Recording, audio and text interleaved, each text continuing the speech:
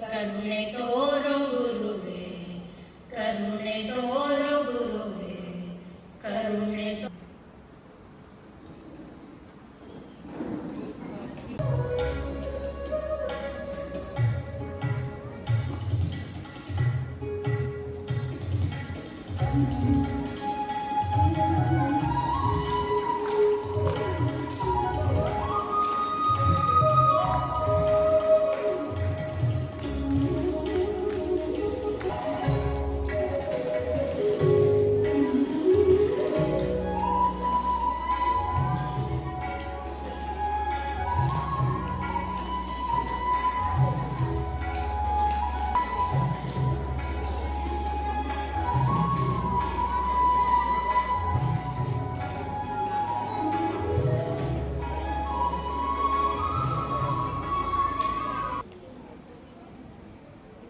ಇದು ಒಟ್ಟಿನಲ್ಲಿ ಒಂದೇ ವಾಕ್ಯದಲ್ಲಿ ಹೇಳುವುದಿದ್ರೆ ಒಂದು ಭವ್ಯ ಭಾರತವನ್ನು ಕಟ್ಟುವ ಆ ಒಂದು ಕಾಯ ಮುಖ್ಯವಾದದ್ದು. ಈಶಭಕ್ತಿ, ದೇಶಭಕ್ತಿ ಅಂತ ಒಂದು ಕೀವರ್ಡ್ ನಮ್ಮ ಶಾಲೆ. ಇದೆರಡು ಜೊತೆಗೆ ಈಶಭಕ್ತಿ, ದೇಶಭಕ್ತಿ ಇದೆರಡನ್ನು ಮಕ್ಕಳಲ್ಲಿ ನಮ್ಮಲ್ಲಿ ಬಂದಂಥ ವಿದ್ಯಾರ್ಥಿಗಳಿಂದ ತುಂಬುವುದು ಅತ್ಯಂತ ಮುಖ್ಯವಾದಂತಹ, ಅದರಲ್ಲಿಯೂ ಈ ಒಂದು ಸಂದರ್ಭದಲ್ಲಿ ನಮ್ಮ ದೇಶಕ್ಕೆ ಅತ್ಯಂತ ಅಗತ್ಯವಾಗಿ ಬೇಕಾದಂತಹ ವಿಷಯ. ಇದನ್ನು ಪ್ರಧಾನವಾಗಿ ಲಕ್ಷ್ಯದಲ್ಲಿ ಇಟ್ಟುಕೊಂಡು ಈ ಶಾಲೆಯ ಚಟುವಟಿಕೆಗಳಿಗೆ ಗುರುಗಳು ಒಂದು ಚೌಕಟ್ಟನ್ನು ಕೊಟ್ಟಿದ್ದಾರೆ. ಪಠ್ಯವೂ ಬೇಕು ನಮಗೆ, ಪಠ್ಯದ ಎಲ್ಲ ತರಗತಿಗಳು ಒಟ್ಟೊಟ್ಟಿಗೆ ನೈತಿಕ ಶಿಕ್ಷಣ, ತನ್ಮೂಲಕ ಅವರಿಗೆ ಎಡವೇ ನಾವು ಆ ಒಂದು ಮೌಲ್ಯಗಳನ್ನು ತುಂಬಿ ಆ ಸಂಸ್ಕಾರವನ್ನು ಕೊಟ್ಟು ಅವರು ಮುಂದೆ ಉತ್ತಮ ಪ್ರಜೆಗಳು, ಭವ್ಯ ಭಾರತವನ್ನು ಕಟ್ಟಲಿಕ್ಕೆ ನಮಗೆ ಉತ್ತಮ ಪ್ರಜೆಗಳು ಬೇಕು. ಅಂತಹ ಪ್ರಜೆಗಳ ನಿರ್ಮಾಣ ಇದು ನಮ್ಮ ಶಾಲೆಯ ಸ್ಥಾಪನೆಯ ಮುಖ್ಯ ಉದ್ದೇಶ. ಗುರುಗಳಿಗೆ ಆ ಒಂದು ವಿಷಯವನ್ನು ಹಾಗೆ ಶಾಲೆ ಪ್ರತಿನಿತ್ಯ ಬೆಳಿಗ್ಗೆ ನಾವು ಏನು ಪ್ರಾರ್ಥನೆ, ಭಗವದ್ಗೀತೆಯ ಧ್ಯಾನ ಶ್ಲೋಕಗಳನ್ನು ಮಕ್ಕಳ ಹತ್ರ ಪಠಣ ಮಾಡುವಂಥದ್ದು, ಹನುಮಾನ್ ಚಾಲಿಸ್ ಪಠಣ, ಭಜನೆ ಹೇಳಿಸುವಂಥದ್ದು, ಹಾಗೆ ನಾಡಗೀತೆ. ಇದರ ಹಿಂದೆ ದೊಡ್ಡ ಒಂದು ಉದ್ದೇಶ ಇದೆ, ಒಂದು ದೊಡ್ಡ ಪಾಠ ಉಂಟು. ನಾವು ನೈತಿಕವಾಗಿ ಒಂದು ಗಟ್ಟಿ ಆಗಬೇಕಲ್ವ. ನಮ್ಮ ಕಡೆಯ ಒಂದು ನಾಲೆಜ್ ಇದೆ, ನಾಲೆಜ್ ಇಸ್ ಪವರ್ ಅಂತ ಹೇಳ್ತಾರೆ. ಅದು ಪವರ್ ಡೇಂಜರಸ್ ಪವರ್ ಕೂಡ ಆಗಬಹುದು.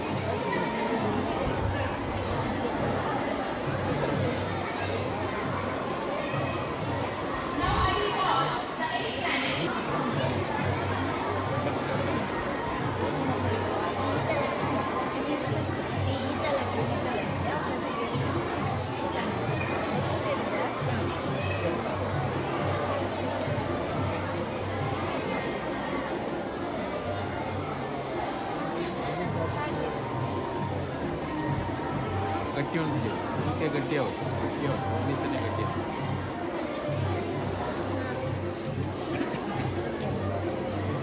ಹಾಂ ಹಾಂ Thank you, Ananda.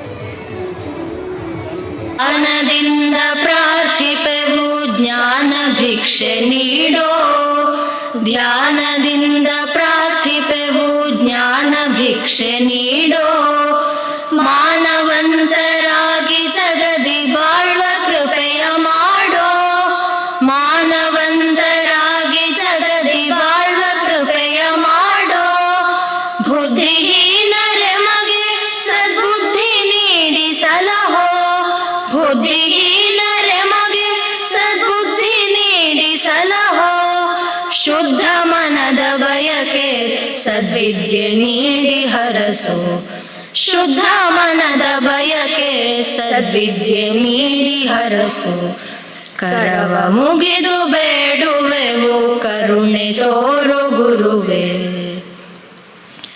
ಪಾಪವೆಂಬ ಕರ್ಮಗಳು ಲೇಪವಾಗದಿರಲಿ,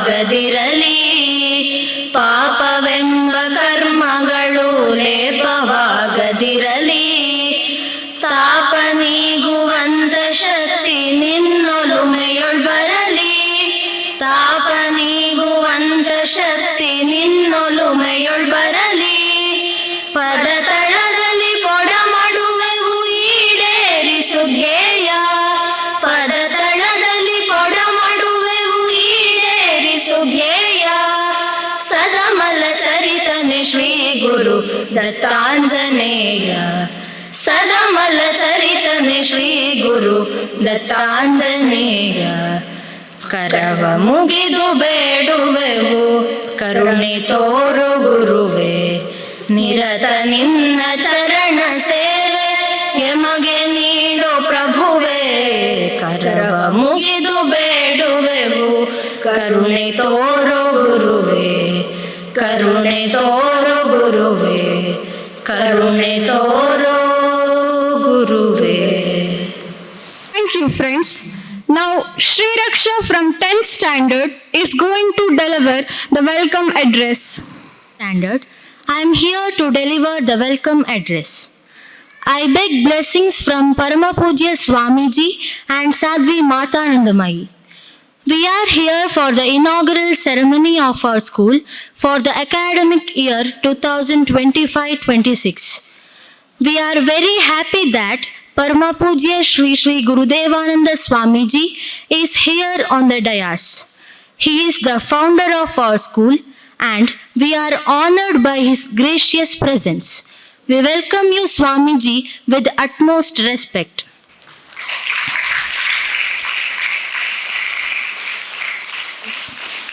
Sadhvi Matanandamayi, who is our guiding mother at all the times in the school, is also present here. We honor her presence and welcome her with all respect.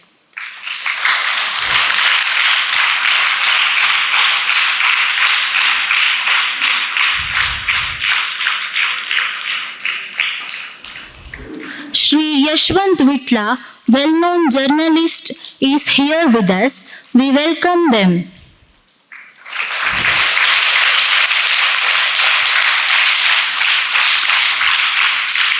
Srimati Kasturi, who is the president of our Matra Mandali, is also with us. We welcome you, ma'am.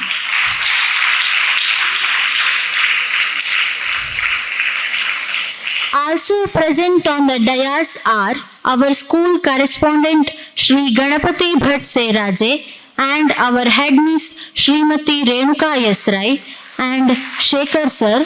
We welcome them both with pleasure. The parents of our students have gathered here in large numbers. We are happy to welcome you all.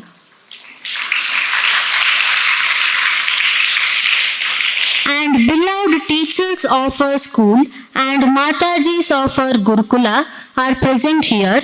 We welcome all of them with great respect.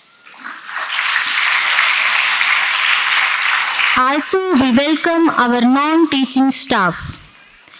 Our senior students who performed well with distinction in the 10th board exams are here. We welcome you all. Last but not the least, we welcome all the students of our school and Gurukula. Finally, I close my speech by once again welcoming one and all. Thank you.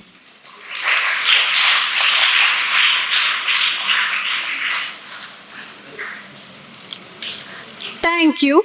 Now our teachers are going to present the Phalavastu to Pujya Swamiji and Sadhvi Matanandamayi as a token of respect. And also our teachers are going to present our guest Shri Yashwant Vitla and Srimati Kasturi, who is president of our Matra Mandali.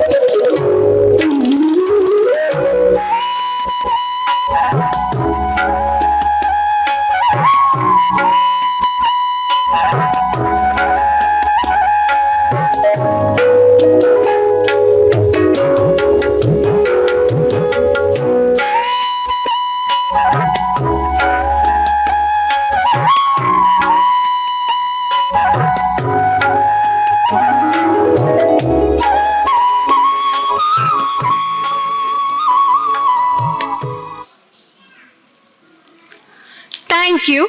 Now the keynote speech by our school correspondent. ಕ್ಷೇತ್ರದ ದೇವತಾ ಸಾನ್ನಿಧ್ಯ, ಗುರು ಸಾನ್ನಿಧ್ಯ ಹಾಗೂ ಮಾತೃ ಸಾನ್ನಿಧ್ಯ ಎಲ್ಲದಕ್ಕೂ ಶಿರಬಾಗಿ ಶ್ರದ್ಧಾ ಭಕ್ತಿಯಿಂದ ಪ್ರಣಾಮಗಳನ್ನು ಸಮರ್ಪಣೆ ಮಾಡ್ತಾ ಇದ್ದೆ. ಶಾಲಾ ಸಮಯ. ಈ ಒಂದು ಕಾರ್ಯಕ್ರಮಕ್ಕೆ ನಮ್ಮ ಕರೆಗೆ ಹೋಗೊಟ್ಟು ಆಗಮಿಸಿದಂತಹ ಎಲ್ಲ ನಮ್ಮ ಮಕ್ಕಳ ಹೆತ್ತವರೇ, ಆಗಮಿಸಿದಂತಹ ಶ್ರೀಯುತ ಯಶವಂತ ವಿಟ್ಲವರೇ, ಮಾತೃ ಮಂಡಳಿಯ ಅಧ್ಯಕ್ಷರೇ, ಶಾಲಾ ಮುಖ್ಯ ಶಿಕ್ಷಕರೇ, ಎಲ್ಲ ಸಹ ಶಿಕ್ಷಕರೇ ಹಾಗೂ ನಮ್ಮ ಗುರುಕುಲದ ಮಾತಾಜಿಯವರೇ, ನಮ್ಮಲ್ಲಿ SSLC ಬೋರ್ಡ್ ಎಕ್ಸಾಮ್ನಲ್ಲಿ ವಿಶಿಷ್ಟ ಶ್ರೇಣಿಯಲ್ಲಿ ಅಂಕಗಳನ್ನು ಪಡೆದು ಕೀರ್ತಿ ತಂದಂತಹ ನಮ್ಮ ಹಿರಿಯ ವಿದ್ಯಾರ್ಥಿಗಳೇ ಹಾಗೂ ನಮ್ಮ ಶಾಲಾ ವಿದ್ಯಾರ್ಥಿಗಳೇ, ಗುರುಕುಲದ ಪುಟಾಣಿ ಮಕ್ಕಳೇ, ಈ ಒಂದು ಸಂದರ್ಭದಲ್ಲಿ ಸಂಕ್ಷಿಪ್ತವಾಗಿ ಶಾಲೆ ಗುರುಗಳು ಯಾಕೆ ಈ ಶಾಲೆಯನ್ನು ಸ್ಥಾಪನೆ ಮಾಡಿದ್ದಾರೆ, ಅದರ ಹಿಂದೆ ಅವರ ಧ್ಯೇಯ ಉದ್ದೇಶಗಳು ಏನಿರ್ಬೋದು, ಇದರ ಬಗ್ಗೆ ಸಣ್ಣಕ್ಕೆ ಒಂದು ಚಿಂತನೆ ಮಾಡಿಕೊಂಡು ಇದನ್ನು ಕಾರ್ಯಕ್ರಮ ಹೇಳ್ತೇವೆ. ಇದು ಒಟ್ಟಿನಲ್ಲಿ ಒಂದೇ ವಾಕ್ಯದಲ್ಲಿ ಹೇಳುವುದಿದ್ರೆ ಒಂದು ಭವ್ಯ ಭಾರತವನ್ನು ಕಟ್ಟುವ ಆ ಒಂದು ಕಾಯಕ, ದೇಶ ಕಟ್ಟುವ ಒಂದು ಕೆಲಸ, ಈ ಶಾಲೆ ಸ್ಥಾಪನೆ ಮಾಡುವ ಗುರುಗಳ ಧ್ಯೇಯ ಮತ್ತು ಉದ್ದೇಶಗಳಲ್ಲಿ ಮುಖ್ಯವಾದದ್ದು. ಈಶಭಕ್ತಿ, ದೇಶಭಕ್ತಿ, ಈಶ ಸೇವೆ, ದೇಶ ಸೇವೆ, ಇದು ನಮ್ಮ ರೈಟಿಂಗ್ ಆನ್ ದ ವಾಲ್ ಅಂತ ಎಲ್ಲ ಯಾವಾಗ ನಮಗೆ ಇರುವಂಥ ಒಂದು ಕೀವರ್ಡ್ ನಮ್ಮ ಶಾಲೆಯ. ಇದೆರಡು ಜೊತೆಗೆ ಈಶಭಕ್ತಿ, ದೇಶಭಕ್ತಿ, ಇದೆರಡು ಮಕ್ಕಳಲ್ಲಿ ನಮ್ಮಲ್ಲಿ ಬಂದಂತಹ ವಿದ್ಯಾರ್ಥಿಗಳಲ್ಲಿ ತುಂಬುವುದು ಅತ್ಯಂತ ಮುಖ್ಯವಾದಂತಹ, ಅದರಲ್ಲಿ ಈ ಒಂದು ಸಂದರ್ಭದಲ್ಲಿ ನಮ್ಮ ದೇಶಕ್ಕೆ ಅತ್ಯಂತ ಅಗತ್ಯವಾಗಿ ಬೇಕಾದಂತಹ ವಿಷಯ. ಇದನ್ನು ಪ್ರಧಾನವಾಗಿ ಲಕ್ಷ್ಯದಲ್ಲಿಟ್ಟುಕೊಂಡು ಈ ಶಾಲೆಯ ಚಟುವಟಿಕೆಗಳಿಗೆ ಗುರುಗಳು ಒಂದು ಚೌಕಟ್ಟನ್ನು ಕೊಟ್ಟಿದ್ದಾರೆ. ಪಠ್ಯವೂ ಬೇಕು, ನಮಗೆ ಪಠ್ಯದ ಎಲ್ಲ ತರಗತಿಗಳು ಒಟ್ಟೊಟ್ಟಿಗೆ ನೈತಿಕ ಶಿಕ್ಷಣ, ನಮ್ಮ ಭಾರತೀಯ ಮೌಲ್ಯಗಳು, ಅದನ್ನು ಮಕ್ಕಳಲ್ಲಿ ತುಂಬುವಂತಹ ಒಂದು ಕೆಲಸ. ತನ್ಮೂಲಕ ಅವರಲ್ಲಿ ಎಳವೆಯಲ್ಲಿ ನಾವು ಆ ಒಂದು ಮೌಲ್ಯಗಳನ್ನು ತುಂಬಿ ಆ ಸಂಸ್ಕಾರವನ್ನು ಕೊಟ್ಟು ಅವರು ಮುಂದೆ ಉತ್ತಮ ಪ್ರಜೆಗಳು, ಭವ್ಯ ಭಾರತವನ್ನು ಕಟ್ಟಲಿಕ್ಕೆ ನಮಗೆ ಉತ್ತಮ ಪ್ರಜೆಗಳು ಬೇಕು, ಅಂತಹ ಪ್ರಜೆಗಳ ನಿರ್ಮಾಣ, ಇದು ನಮ್ಮ ಶಾಲೆಯ ಸ್ಥಾಪನೆಯ ಮುಖ್ಯ ಉದ್ದೇಶ ಗುರುಗಳದ್ದು. ಆ ಒಂದು ವಿಷಯವನ್ನು ತಲೆಯಲ್ಲಿ ನಾವು ಮುಖ್ಯವಾಗಿ ಇಟ್ಟುಕೊಂಡು ಬಾಕಿ ಎಲ್ಲ ಅದಕ್ಕೆ ಬೇಕಾದಂತಹ ಪೂರಕವಾದಂತಹ ಚಟುವಟಿಕೆಗಳನ್ನು ಶಾಲೆಯಲ್ಲಿ ನಡೆಸಲಿಕ್ಕಾಗ್ತದೆ. ಈಗ ನಮ್ಮ ಸ್ಕೌಟ್ಸ್ ಗೈಡ್ಸ್ ಇರ್ಬೋದು, ಇದೆಲ್ಲ ಅದರ ಒಂದು ಸೇವಾ ಭಾವನೆಯನ್ನು ಹಾಗೂ ರಾಷ್ಟ್ರಪ್ರೇಮವನ್ನು ಬೆಳೆಸಲಿಕ್ಕೆ ಇರುವಂತಹ ಒಂದು ಪೂರಕ ಸಂಗತಿಗಳು. ಹಾಗೆ ಶಾಲೆ ಪ್ರತಿನಿತ್ಯ ಬೆಳಗ್ಗೆ ನಾವು ಏನು ಪ್ರಾರ್ಥನೆ, ಭಗವದ್ಗೀತೆಯ ಧ್ಯಾನ ಶ್ಲೋಕಗಳನ್ನು ಮಕ್ಕಳ ಹತ್ರ ಪಠಣೆ ಮಾಡುವಂಥದ್ದು, ಹನುಮಾನ್ ಚಾಳೀಸ್ ಪಠಣ, ಭಜನೆ ಹೇಳಿಸುವಂಥದ್ದು, ಹಾಗೆ ನಾಡಗೀತೆ, ರಾಷ್ಟ್ರಗೀತೆ, ಇದೆಲ್ಲವೂ ಕೂಡ ಈ ಮಕ್ಕಳಲ್ಲಿ ಆರಂಭದಲ್ಲಿ ತರಗತಿ ಅಲ್ಲಿಂದಲೇ ಆರಂಭ ಆಗುವಂಥದ್ದು. ಅದು ಆರಂಭ ಮಾಡಿ ಮತ್ತೆ ನಾವು ತರಗತಿಗಳಿಗೆ ಹೋಗುವಂಥದ್ದು. ಇದರ ಹಿಂದೆ ದೊಡ್ಡ ಒಂದು ಉದ್ದೇಶ ಇದೆ, ಒಂದು ದೊಡ್ಡ ಪಾಠ ಉಂಟು. ನಾವು ನೈತಿಕವಾಗಿ ಮೊದಲು ಗಟ್ಟಿಯಾಗಬೇಕಲ್ವಾ. ನಮಗೆ ಬರೆಯ ಒಂದು ನಾಲೆಜ್ ಇದ್ರೆ, ನಾಲೆಜ್ ಇಸ್ ಪವರ್ ಅಂತ ಹೇಳ್ತಾರೆ, ಅದು ಪವರ್ ಡೇಂಜರಸ್ ಪವರ್ ಕೂಡ ಆಗ್ಬೋದು ಅಲ್ವಾ. ಇವತ್ತು ದೇಶದಲ್ಲಿ ಕೆಟ್ಟ ಭಯೋತ್ಪಾದಕರು ಮತ್ತು ಬೇರೆ ಬೇರೆ ಸಂಗತಿಗಳು ಮಾಡೋರು ಬರೀ ಅನ್ಎಜುಕೇಟೆಡ್ ಅಲ್ಲ, ಶಾಲೆಗೆ ಹೋಗೋದಂತ ಇವರಲ್ಲ, ತುಂಬ ಇಂಜಿನಿಯರಿಂಗ್ಗಳು ದೊಡ್ಡ ದೊಡ್ಡ ಕಲಿತವರೇ ಇಂಥ ಕೆಲಸಕ್ಕೆಲ್ಲ ಹೋಗ್ತಿದ್ದಾರೆ. ತುಂಬ ಶಿಕ್ಷಣವನ್ನು ಶಾಲೆಯ ವಿಶ್ವವಿದ್ಯಾಲಯ ದೊಡ್ಡ ದೊಡ್ಡ ಡಿಗ್ರಿಗಳನ್ನು ಪಡೆದವರು ದೇಶವನ್ನು ಇಂಥ ಒಂದು ವಿಧ್ವಂಸಕ ಕೃತ್ಯಗಳಲ್ಲಿ ತೊಡಗಿದ್ದಾರೆ. ಇದು ತುಂಬ ಅಪಾಯಕಾರಿ. ಹಾಗಾಗಿ ಮಕ್ಕಳಿಗೆ ಶಿಕ್ಷಣದೊಟ್ಟಿಗೆ ನೈತಿಕ ಶಿಕ್ಷಣ, ಅವರಲ್ಲಿ ಮೌಲ್ಯಗಳನ್ನು ತುಂಬುವುದು, ಅದನ್ನು ನಾವು ಮಾಡಲಿಲ್ಲ ಅಂದರೆ ನಾವು ಮಾಡಿದ್ದು ನಮಗೆ ತೊಂದರೆಗಳಾಗ್ಬೋದು, ಮುಂದೆ ಸಮಾಜದಲ್ಲಿ ತೊಂದರೆಗಳಾಗ್ಬೋದು. ಇದನ್ನೆಲ್ಲ ನಾವು ತಲೆಯಲ್ಲಿ ಇಟ್ಟುಕೊಂಡು ಗುರುಗಳು ಈ ರೀತಿಯ ಒಂದು ಗುರುಕುಲ ಮಾದರಿಯ ಶಿಕ್ಷಣವನ್ನು ಇಲ್ಲಿ ಸ್ಥಾಪನೆ ಮಾಡಿದ್ದಾರೆ. ಸಂಸ್ಕಾರಯುತ ಶಿಕ್ಷಣದಿಂದ ಸದೃಢ ಸಮಾಜ ನಿರ್ಮಾಣ ಗುರುಗಳ ಇದರ ಮೂಲ ಮಂತ್ರ ಇದು. ಶಾಲೆ ಮಾಡುವಾಗ ಮೂಲ ಮಂತ್ರ ಇದು. ಇದನ್ನು ಇಟ್ಟುಕೊಂಡು ನಾವು ಶಾಲೆಯನ್ನು ಮಾಡುವಂಥದ್ದು.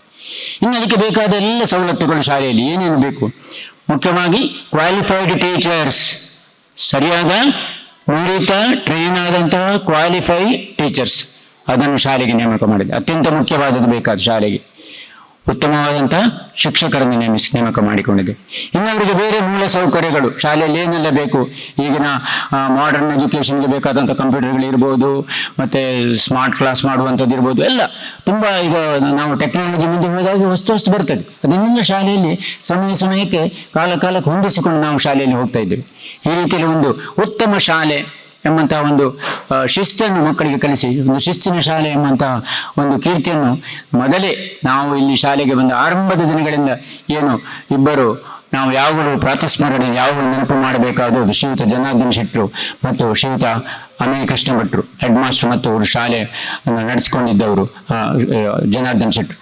ಅವರು ಆ ರೀತಿಯ ಒಂದು ಪರಂಪರೆಯನ್ನು ಇಲ್ಲಿ ಕಟ್ಟಿ ಬೆಳೆಸಿದ್ದಾರೆ ಮೂಲದಲ್ಲಿ. ನಾವೀಗ ಅದನ್ನು ಉಳಿಸಿಕೊಂಡ್ರೆ ಸಾಕು, ಅದು ನಮಗೆ ತುಂಬ ಒಂದು ನಮ್ಮನ್ನು ಒಳ್ಳೆ ರೀತಿಯಲ್ಲಿ ಕೊಂಡು ಹೋಗ್ತದೆ. ಅವರನ್ನು ಕೂಡ ಸ್ಮರಣೆ ಮಾಡೋದು ನಮಗೆ ಬಹಳ ಮುಖ್ಯ ಆಗ್ತದೆ.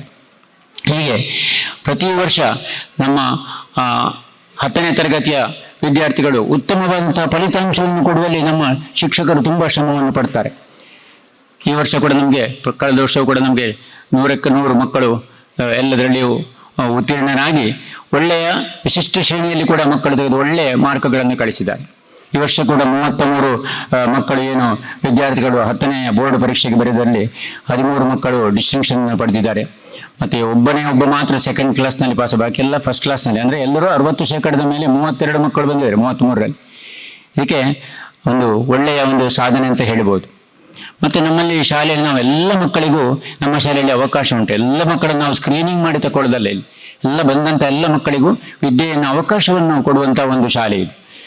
ಇನ್ನೊಂದು ಕೆಲವೊಂದು ಕಡೆ ಶಾಲೆಗಳಲ್ಲಿ ಒಳ್ಳೆ ಉತ್ತಮ ಮಾರ್ಕ್ ತಗೊಂಡವ್ರನ್ನ ಮಾತ್ರ ತಗೊಂಡು ಅದರಲ್ಲಿ ಒಳ್ಳೆ ರಿಸಲ್ಟ್ಗಳನ್ನು ಪಡೆಯೋದು, ಅದರಲ್ಲಿ ದೊಡ್ಡ ಸಾಧನೆ ಏನು ನನಗೇನು ಕಾಣಿಸೋದಿಲ್ಲ. ಒಳ್ಳೆ ಹುಷಾರಿ ಮಕ್ಕಳನ್ನು ತಗೊಂಡ್ರೆ ಮತ್ತು ನಮ್ಮದು ಸಾಧನೆ ಅಂತ ಉಂಟು, ಅವರ ಮಕ್ಕಳು ತಗೊಳ್ತಾರೆ ಮಾರ್ಕ್. ನಾವು ನಮ್ಮ ಶಾಲೆಯಲ್ಲಿ ಎಲ್ಲ ಮಕ್ಕಳಿಗೂ ಕೂಡ ಅವರನ್ನು ತುಂಬ ಟ್ರೈನ್ ಮಾಡಿ ಶ್ರಮವಹಿಸಿ ಅವರನ್ನು ಮಾಡಿ ಒಳ್ಳೆಯ ಅಂಕಗಳನ್ನು ತೆಗೆದುವಂಥ ಪ್ರಯತ್ನವನ್ನು ನಮ್ಮ ಶಿಕ್ಷಕರು ನಿರಂತರವಾಗಿ ಮಾಡ್ತಾ ಇದ್ದಾರೆ. ಇನ್ನು ಕೆಲವರು 9th ಸ್ಟ್ಯಾಂಡರ್ಡ್ನಲ್ಲಿ ಮತ್ತು ಇನ್ನು 10th ಅವರು ಅಂಕಗಳು ಕಡಿಮೆ ಇದ್ದರೆ ಅವರನ್ನು 10th ಆಗುವಾಗ ಬೇರೆ ಶಾಲೆಗೆ ಕಳಿಸೋದು, ಹೀಗೆಲ್ಲ ಮಾಡ್ತಾರೆ. ಅಂದರೆ ಒಳ್ಳೆಯ ರಿಸಲ್ಟ್. ನಮ್ಮ ಶಾಲೆಯಲ್ಲಿ ಇವತ್ತಿನವರೆಗೆ ಅಂಥ ಕೆಲಸ ಮಾಡಲಿಲ್ಲ. ನಾವು ಎಲ್ಲ ಮಕ್ಕಳಿಗೆ ನಾವು ಅವರನ್ನು ಎಷ್ಟು ಕಷ್ಟ ಆದರೂ ಅವರನ್ನು ನಾವು ಪಾಸ್ ಮಾಡಲಿಕ್ಕೆ ಪ್ರಯತ್ನ ಮಾಡಿದ್ವಿ. 10th ಆಗುವಾಗ ನಮ್ಮ ರಿಸಲ್ಟ್ ಹಾಳಾಗಿದೆ ಅಂತ ಬೇರೆ ಶಾಲೆಗೆ ನಾವು ಕಳಿಸ್ತಿಲ್ಲ. ಇದು ನಮ್ಮ ಶಾಲೆಯ ವಿಶೇಷತೆಗಳಿರುವಂಥದ್ದು. ಇದರಲ್ಲಿ ನಾವು ಎಲ್ಲರೂ ನೀವು ಅದನ್ನು ಗಮನಿಸಬೇಕು. ಇದನ್ನು ನಾವು ಒಳ್ಳೆ ನಮ್ಮ ಶಿಕ್ಷಕರು ರಿಸಲ್ಟನ್ನು ತಗೊಂಡಿದ್ದಾರೆ ಎಂಬುದನ್ನು ಎಲ್ಲ ಪೇರೆಂಟ್ಸ್ ಕೂಡ ಗಮನಿಸಬೇಕಾಗ್ತದೆ. ಹಾಗೆ ಶಾಲೆಯಲ್ಲಿ ಮಧ್ಯಾಹ್ನದ ಭೋಜನದ ವ್ಯವಸ್ಥೆ ಇರೋದು, ಮಕ್ಕಳಿಗೆ ಬರಲಿಕ್ಕೆ ಬೇರೆ ಬೇರೆ ಕಡೆಗೆ ವಾಹನಗಳನ್ನು, ಸ್ಕೂಲ್ ಬಸ್ಗಳನ್ನು, ಇದನ್ನೆಲ್ಲ ಸ್ವಾಮೀಜಿಯವರು ಕಾಲಕ್ಕೆ ಅದರ ಅಗತ್ಯವನ್ನು ನೋಡಿಕೊಂಡು ಏನೆಲ್ಲ ನೆಸೆಸಿಟಿ ಉಂಟು, ಶಾಲೆಗೆ ಅಗತ್ಯಗಳೇನುಂಟು ಅದನ್ನು ಗುರುಗಳು ಯಾವಾಗಲೂ ಶಾಲೆಗೆ ಒದಗಿಸಿದ್ದಾರೆ. ಲಕ್ಸುರಿಗಳನ್ನ ನೆನಪಿಟ್ಟುಕೊಳ್ಳಿ, ಅಗತ್ಯಗಳನ್ನು ಎಲ್ಲ ಪೂರೈಸಿದ್ದಾರೆ ಸ್ವಾಮೀಜಿಯವರು. ಆ ರೀತಿಯಾದಂಥ ಒಂದು ಸುಂದರವಾದ ಒಂದು ಶಾಲೆ ನಮ್ಮ ಶ್ರೀ ಗುರುದೇವ ಇಂಗ್ಲಿಷ್ ಮೀಡಿಯಂ ಸ್ಕೂಲ್ ಎಂಬ ಹೆಸರಿನಲ್ಲಿ ಇವತ್ತು ಲೋಕ ಪ್ರಖ್ಯಾತಿಯಾಗಿದೆ. ಇದಕ್ಕೆ ಗುರುಗಳ ಆಶೀರ್ವಾದ ಹಾಗೂ ನಿರಂತರವಾಗಿ ನಮಗೆ ಎಲ್ಲದಕ್ಕೂ ಸಹಕಾರ ಕೊಟ್ಟು ಮಾರ್ಗದರ್ಶನ ಕೊಡುವಂಥ ಮಾತಾಜಿಯವರು ನಮ್ಮ ಶಾಲೆಗೆ ಬರ್ತಾರೆ, ಮಕ್ಕಳಿಗೆ ನೀತಿ ಪಾಠ ಮಾಡ್ತಾರೆ. ಶಾಲೆಯ ಬೇಗಡೆ ಅವರು ಗಮನಿಸ್ತಾರೆ, ಯಾಕಂದ್ರೆ ಶಾಲೆಗೆ ಬರ್ತಾರಲ್ಲ ಅವರಿಗೆ ಕೂಡಲೇ ಗೊತ್ತಾಗ್ತದೆ. ಅಲ್ಲಿ ನಾವು ಅವರ ಹತ್ರ ನಮ್ಮ ಕೆಲವು ವಿಷಯಗಳು ಕಷ್ಟ ಇಂಥದ್ದು ಬೇಕು ಅಂತ ನಾವು ಹೇಳ್ತೇವೆ, ಅದನ್ನು ಮತ್ತೆ ಅವರು ನಮಗೆ ಸಿಕ್ಕುವ ಹಾಗೆ ಮಾಡ್ತಾರೆ. ಹೀಗೆ ನಮಗೆ ಸ್ವಾಮೀಜಿಯವರೊಂದು ನಮಗೆ ಒಂದು ಮಾತೆಯ ರೂಪದಲ್ಲಿ ಶಾಲೆಗೆ ನಮಗೆ ನಿರಂತರವಾಗಿ ಅವರ ನಮಗೆ ಪ್ರೋತ್ಸಾಹ ಉಂಟು. ಹಾಗೆ ನಮಗೆ ಶಾಲೆಯಲ್ಲಿ ಗುರುಗಳ ಅನುಗ್ರಹ, ಒಟ್ಟಿಗೆ ನಮ್ಮ ದೇವಸ್ಥಾನ, ಇಲ್ಲಿ ಧಾರ್ಮಿಕ ಚಟುವಟಿಕೆಗಳು ಬೇಕಾದಷ್ಟು ವರ್ಷ ಇಡೀ ಆಗ್ತದೆ. ಒಳ್ಳೆಯ ಪ್ರವಚನ ಕಾರ್ಯಗಳು, ಯಕ್ಷಗಾನಗಳು, ನಮ್ಮ ಕಲೆ ಎಲ್ಲದಕ್ಕೂ ಇಲ್ಲಿ ನಿರಂತರವಾಗಿ ನಮ್ಮ ಒಡಿಯೂರಂದರೆ ಎಲ್ಲ ಕಲೆಗಳಿಗೆ, ಭಾರತೀಯ ಕವಲೆಗಳಿಗೆ ಪ್ರೋತ್ಸಾಹ ಕೊಡುವಂಥ ದೊಡ್ಡ ಒಂದು ಕೇಂದ್ರ ಇದೆ ಒಡಿಯೂರಂದರೆ. ಅದೆಲ್ಲ ಮಕ್ಕಳಿಗೆ ಸಿಗ್ತದೆ ನೋಡಿ, ಅದು ಕೂಡ ಇದರೊಟ್ಟಿಗೆ ಬೇಕು. ಆ ರೀತಿಯ ಬರೀ ಒಂದು ಪಠ್ಯ ಮಾತ್ರ ಅಲ್ಲ, ಅದರೊಟ್ಟಿಗೆ ನಾವು ಇತರ ಚಟುವಟಿಕೆಗಳು ಮತ್ತು ಶಿಬಿರಗಳು, ನಮ್ಮ ಷರತ್ತು ಶಿಬಿರ ಇತ್ಯಾದಿಗಳು, ಇದರ ಮೂಲಕ ಸರ್ವತೋಮುಖವಾಗಿ ಮಕ್ಕಳನ್ನು ಬೆಳೆಸಿ ಅವರನ್ನು ಉತ್ತಮ ಒಂದು ಪ್ರಜೆಗಳಾಗಿ ನಿರ್ಮಾಣ ಮಾಡುವಂಥ ಒಂದು ಗುರಿಯೊಂದಿಗೆ ನಾವು ಹೆಜ್ಜೆ ಹಾಕ್ತಾ ಇದ್ದೇವೆ. ಇದಕ್ಕೆ ನಿಮ್ಮೆಲ್ಲರೂ ಕೂಡ ನಾವೇನೆಷ್ಟು ಮಾಡ್ತೇವೆ ಅದಕ್ಕೆ ನಿಮ್ಮ ಪೇರೆಂಟ್ಸ್ ವತಿಯಿಂದ ಎಲ್ಲ ಮಕ್ಕಳ ಹೆತ್ತವರ ಸಹಕಾರ ಇನ್ನಷ್ಟು ಬೇಕು. ಈಗ ನೀವು ಸಹಕರಿಸಿದ್ರಿ, ಇನ್ನೂ ಕೂಡ ಹೆಚ್ಚಿನ ಸಹಕಾರ ಇದ್ದರೆ ನಾವೆಲ್ಲ ಸೇರಿಕೊಂಡು ಈ ಮಕ್ಕಳನ್ನು ನಾವು ಇನ್ನೂ ಹೆಚ್ಚು ಪ್ರಗತಿಯನ್ನು, ಏಳಿಗೆಯನ್ನು ನಾವು ಕಾಣ್ಬೋದು. ಅದಕ್ಕೆಲ್ಲ ನಿಮ್ಮ ಸಹಕಾರವನ್ನು ಕೇಳಿಕೊಳ್ಳುತ್ತಾ ನನ್ನ ಮಾತನ್ನು ನಿಲ್ಲಿಸ್ತೇನೆ. ಜೈ Gurudev.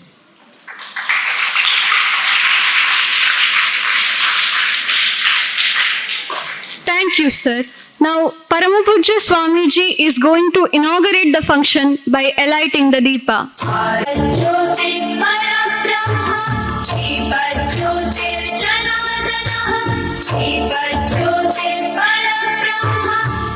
But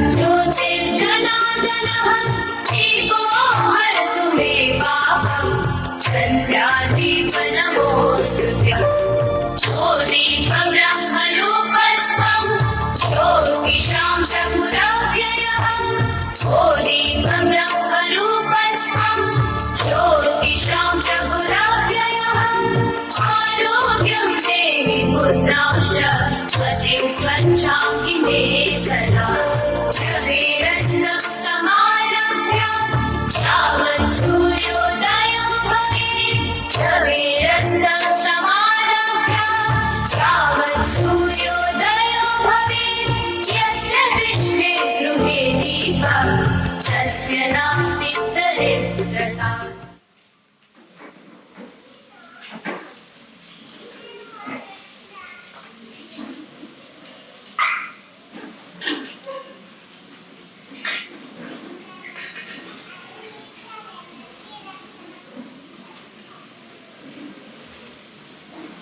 Will call the names of newly admitted students. They will come one by one and take the gift from our students. ಮೇಲೆ ಬನ್ನಿ admitted students. I will announce the name of newly admitted students. The new students have to come to the stage one by one and take blessing from Parama Pujya Swami and Sadhvi Mata Anandamayi.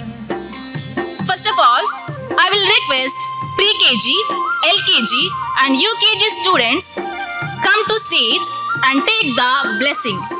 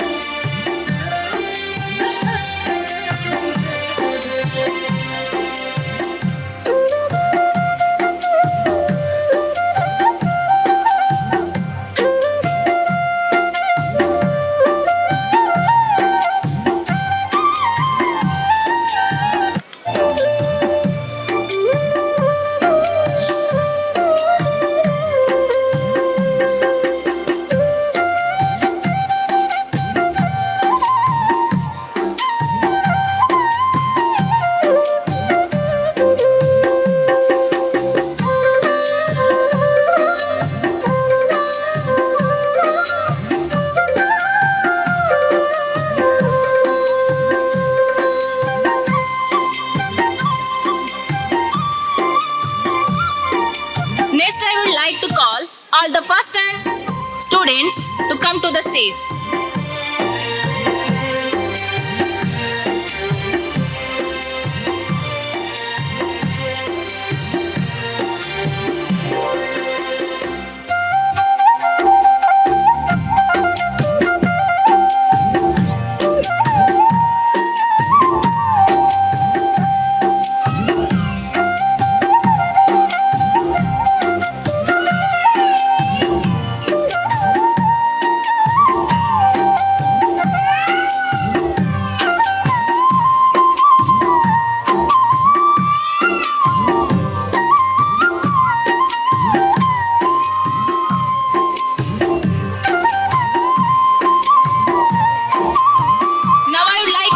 Second, third and fourth newcomer student to the stage.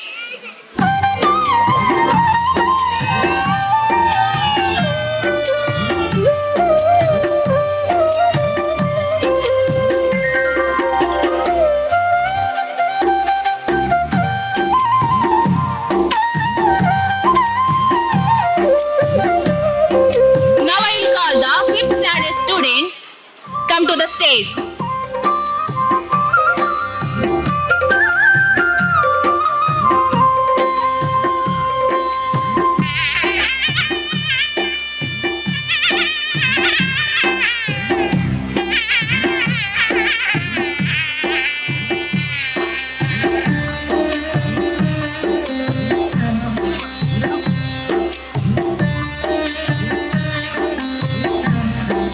Now I call 6th standard students come to the stage.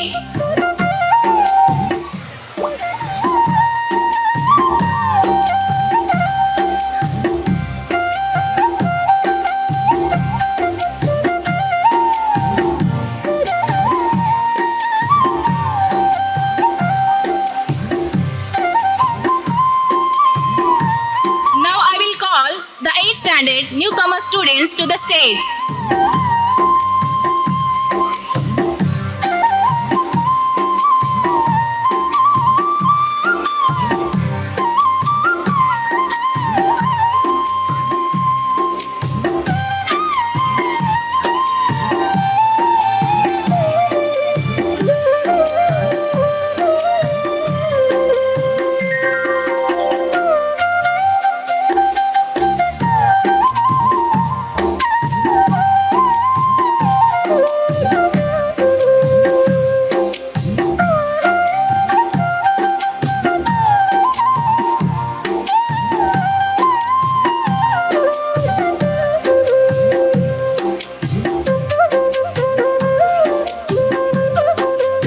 Thank you, one and all.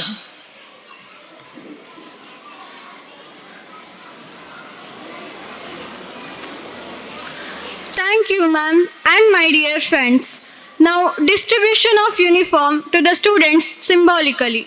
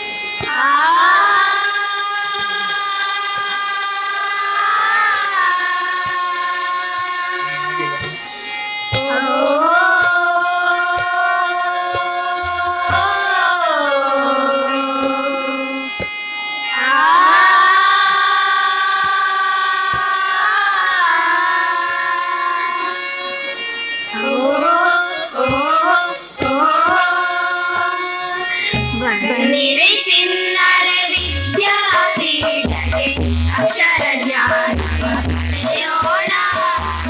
ಬನ್ನಿರಿ ಚಿನ್ನರ ವಿದ್ಯಾಪೀಠಕ್ಕೆ ಅಕ್ಷರ ಜ್ಞಾನವ ಪಡೆಯೋಣ. ಶ್ರೀ ಗುರುದೇವರ ಚರಣಕ್ಕೆ ವಂದಿಸಿ, ಶ್ರೀ ಗುರುದೇವರ ಚರಣಕ್ಕೆ ವಂದಿಸಿ ಸಾಕ್ಷರರಾಗಿ ಮೆರೆಯೋಣ. ಸಾಕ್ಷರರಾಗಿ ಮೆರೆಯೋಣ. ಚಿನ್ನರ ವಿದ್ಯಾಪೀಠಕ್ಕೆ ಅಕ್ಷರ ಜ್ಞಾನವ ಪಡೆಯೋಣ. ಶ್ರೀ ಗುರುದೇವರ ಚರಣಕ್ಕೆ ವಂದಿಸಿ ಸಾಕ್ಷರರಾಗಿ ಮೆರೆಯೋಣ. ಸಾಕ್ಷರರಾಗಿ ಮೆರೆಯೋಣ.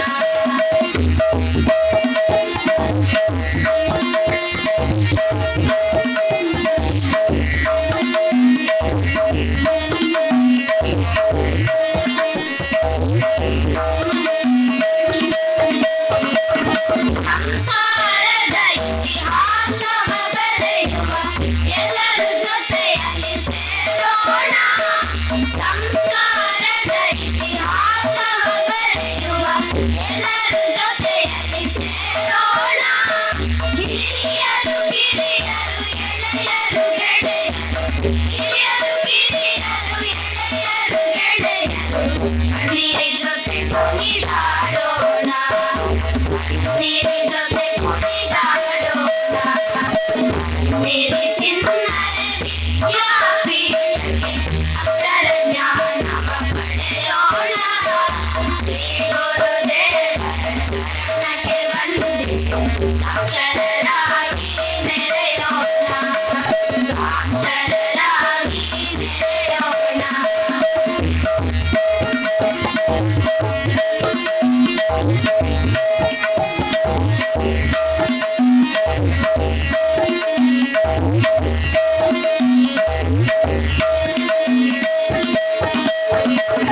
ರೆಕ್ಕೆಯ ಕಟ್ಟಿ ಮುಖವ ಬಿಚ್ಚಿ ಗಗನದೆತ್ತರಕ್ಕೆ ಹಾರೋಣ.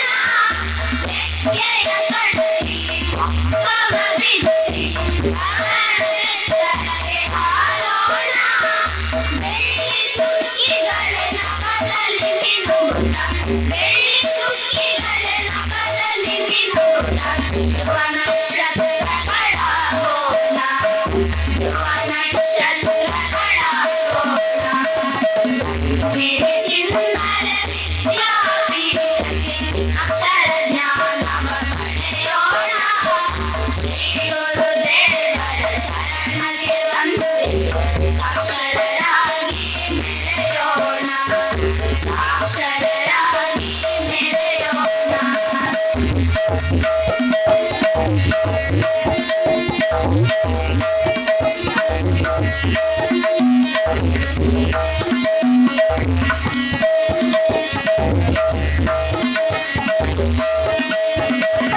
ಸಾಗರದ ಆಳಕ್ಕೆ ಇಳಿಯುವ ಬನ್ನಿ, ಗುರಿ ಸೇರಲು ಈಜಾಡೋಣ. ಸಾಗರದ ಆಳಕ್ಕೆ ಇಳಿಯುವ ಬನ್ನಿ, ಗುರಿ ಸೇರಲು ಈಜಾಡೋಣ. ಜೀವನವೆಂಬ ನೌಕೆಯನೇರಿ, ಜೀವನವೆಂಬ ನೌಕೆಯನೇರಿ, ಧ್ಯೇಯ ಪಥದಿ ಮುನ್ನಡೆಯೋಣ. ಧ್ಯೇಯ ಪಥದಿ ಮುನ್ನಡೆಯೋಣ. ಬಂದಿರಿ ಚಿನ್ನದ ವಿದ್ಯಾಪೀಠಕ್ಕೆ ಅಕ್ಷರ ಜ್ಞಾನವ ಪಡೆಯೋಣ. ಶ್ರೀ ಗುರುದೇವರ ಚರಣಕ್ಕೆ ವಂದಿಸಿ ಸಾಕ್ಷರರಾಗಿ ಮೆರೆಯೋಣ. ಸಾಕ್ಷರರಾಗಿ ಮೆರೆಯೋಣ.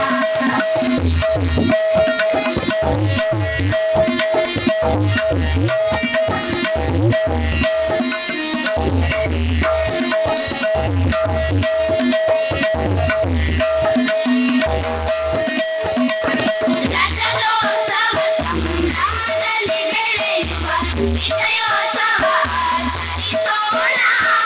ರಜತೋತ್ಸವ ಸಂಭ್ರಮದಲ್ಲಿ ಬೆಳೆಯುವ ವಿಜಯೋತ್ಸವ ಆಚರಿಸೋಣ. ಶ್ರೀ ಗುರು ವಿದ್ಯಾಪೀಠದ ಸಾಧನೆ, ಶ್ರೀ ಗುರು ವಿದ್ಯಾಪೀಠದ ಸಾಧನೆ ದಶದಿಕ್ಕುಗಳಿಗೆ ಹರಿಸೋಣ. ದಶದಿಕ್ಕುಗಳಿಗೆ ಹರಿಸೋಣ. ಬನ್ನಿರಿ ಚಿನ್ನದ ವಿದ್ಯಾಪೀಠಕ್ಕೆ ಅಕ್ಷರ ಜ್ಞಾನವ ಪಡೆಯೋಣ. ಶ್ರೀ ಗುರುದೇವರ ಚರಣಕ್ಕೆ ವಂದಿಸಿ ಸಾಕ್ಷರರಾಗಿ ಮೆರೆಯೋಣ. ಸಾಕ್ಷರರಾಗಿ ಮೆರೆಯೋಣ. ಸಾಕ್ಷರರಾಗಿ ಮೆರೆಯೋಣ.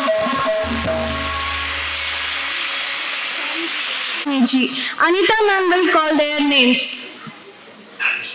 ಇದ್ದಾರೆ.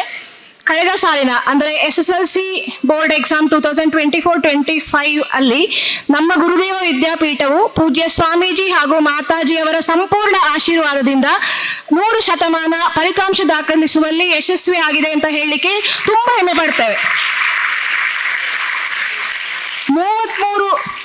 33 ವಿದ್ಯಾರ್ಥಿಗಳು ಪರೀಕ್ಷೆ ಬರೆದಿದ್ದು ಅದರಲ್ಲಿ 13 ವಿದ್ಯಾರ್ಥಿಗಳು ಡಿಸ್ಟಿಂಕ್ಷನ್ ಪಡ್ಕೊಂಡು, 18 ವಿದ್ಯಾರ್ಥಿಗಳು ಫಸ್ಟ್ ಕ್ಲಾಸ್ ಪಡ್ಕೊಂಡು, ಹಾಗೆ 2 ವಿದ್ಯಾರ್ಥಿಗಳು ಹೈ ಸೆಕೆಂಡ್ ಕ್ಲಾಸ್ ಅಲ್ಲಿ ಉತ್ತೀರ್ಣರಾಗಿದ್ದಾರೆ ಅಂತ ಹೇಳಲಿಕ್ಕೆ ಖುಷಿ ಆಗ್ತದೆ.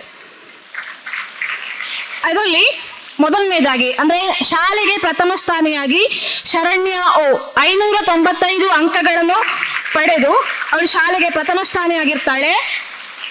ಅವಳು ಸೈನ್ಸ್, ಸೋಷಿಯಲ್ ಮತ್ತು ಹಿಂದಿಯಲ್ಲಿ 100ಕ್ಕೆ 99 ಅಂಕಗಳನ್ನು ಪಡೆದುಕೊಂಡಿರ್ತಾಳೆ. ಅವಳ ಪೋಷಕರು ಕೂಡ ಸಭೆಯಲ್ಲಿದ್ದಾರೆ.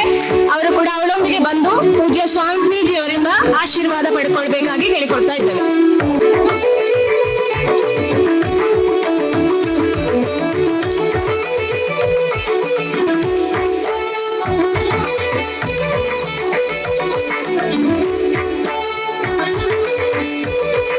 ಶ್ರಮಕ್ಕೆ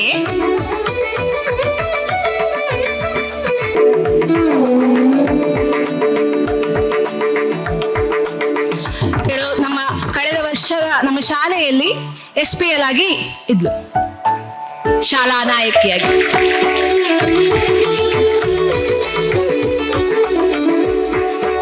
ವಿಶುದ್ಧ ಲಕ್ಷ್ಮಿ 584 ಅಂಕಗಳನ್ನು ಪಡೆಕೊಂಡು ಶಾಲೆಗೆ ತೃತೀಯ ಸ್ಥಾನಿಯಾಗಿರ್ತಾಳೆ. ಅವಳ ಪೋಷಕರು ಕೂಡ ಅವಳೊಂದಿಗೆ ಬಂದು ಪೂಜ್ಯ ಸ್ವಾಮೀಜಿ ಅವರಿಂದ ಗೌರವಾರ್ಪಣೆ ಪಡ್ಕೊಳ್ಬೇಕಾಗಿ ಕೇಳಿಕೊಳ್ತಾ ಇದ್ದೇವೆ.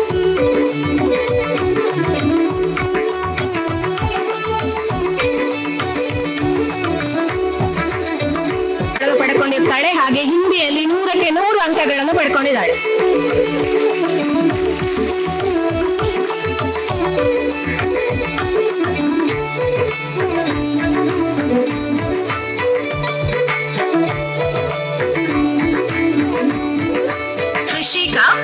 574 ಅಂಕಗಳನ್ನು ಪಡ್ಕೊಂಡಿರ್ತಾಳೆ.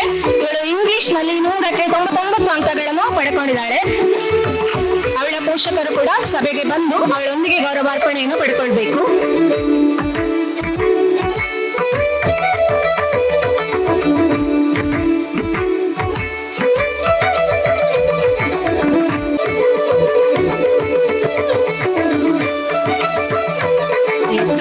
ಕಣಿಯೂರು ಅವಳು 564 ಅಂಕಗಳನ್ನು ಪಡ್ಕೊಂಡಿರ್ತಾಳೆ. ಅವಳ ಪೋಷಕರು ಸಹ ಅವಳೊಟ್ಟಿಗೆ ಬಂದು ವೇದಿಕೆಯಲ್ಲಿ ಗೌರವಾರ್ಪಣೆ ಪೂಜ್ಯ ಸ್ವಾಮೀಜಿ ಅವರ ಕೈಯಿಂದ ಪಡ್ಕೊಳ್ಬೇಕು.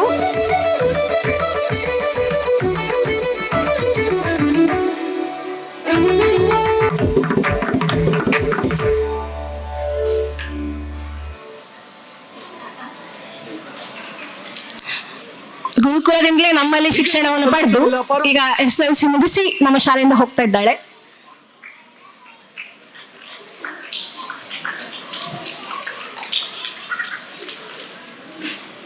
ಲಕ್ಷ್ಮೀ ಪ್ರಿಯಾ ಇವಳು ಕೂಡ 564 ಅಂಕಗಳನ್ನು ಪಡ್ಕೊಂಡಿದ್ದಾಳೆ.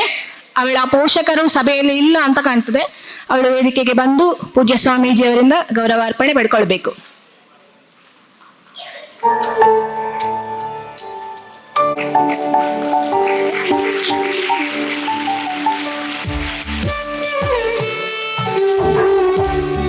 ಪ್ರಾಪ್ತಿ 562 ಅಂಕಗಳನ್ನು ಪಡ್ಕೊಂಡಿರ್ತಾಳೆ. ಅವಳು ಇಂಗ್ಲಿಷ್ ಅಲ್ಲಿ 100ಕ್ಕೆ 99 ಅಂಕಗಳನ್ನು ಪಡೆದಿದ್ದಾಳೆ.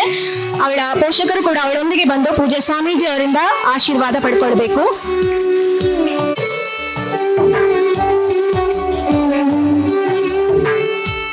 ಶ್ರಾವ್ಯ ಎಸ್ ರೈ 559 ಅಂಕಗಳನ್ನು ಪಡ್ಕೊಂಡಿದ್ದಾಳೆ. ಅವಳ ಪೋಷಕರೊಂದಿಗೆ ವೇದಿಕೆಗೆ ಬಂದು ಪೂಜ್ಯ ಸ್ವಾಮೀಜಿ ಅವರಿಂದ ಗೌರವಾರ್ಪಣೆ ಮಾಡಿಕೊಳ್ಬೇಕು.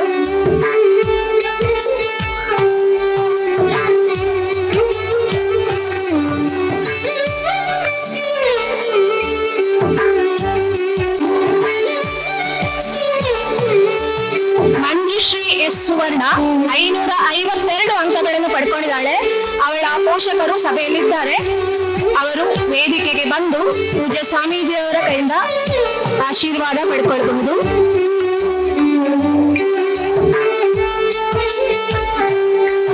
ತಾಯಿಯೊಂದಿಗೆ ಬೇರೆ ಯಾರಾದ್ರೂ ಬಂದಿದ್ರು ಬರ್ಬೋದು. ಅವಳ ಅಜ್ಜಿ ಇದ್ದಾರಲ್ವಾ.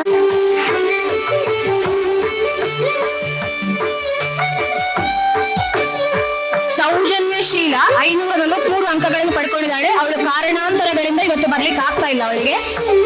ಮುಂದಕ್ಕೆ ದಿಶಾ 540 ಅಂಕಗಳನ್ನು ಪಡ್ಕೊಂಡಿದ್ದಾಳೆ. ಅವಳು ಅವಳ ಪೋಷಕರೊಂದಿಗೆ ವೇದಿಕೆಗೆ ಬಂದು ಪೂಜ್ಯ ಸ್ವಾಮೀಜಿ ಅವರಿಂದ ಗೌರವಾರ್ಪಣೆ ಪಡ್ಕೊಳ್ಬೇಕು.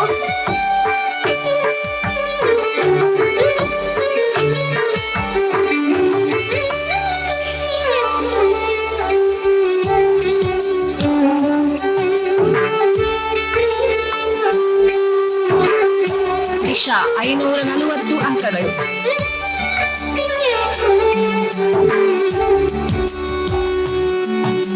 ಮುಂದೆ ಸುಷ್ಮಾ BR 531 ಅಂಕಗಳನ್ನು ಪಡ್ಕೊಂಡಿರ್ತಾಳೆ. ಅವಳ ಪೋಷಕರು ಸಭೆಯಲ್ಲಿ ಇದ್ರೆ ಒಟ್ಟಿಗೆ ಬಂದು ಪೂಜ್ಯ ಸ್ವಾಮೀಜಿಯವರ ಕೈಯಿಂದ ಆಶೀರ್ವಾದ ಪಡ್ಕೊಳ್ಬೇಕು.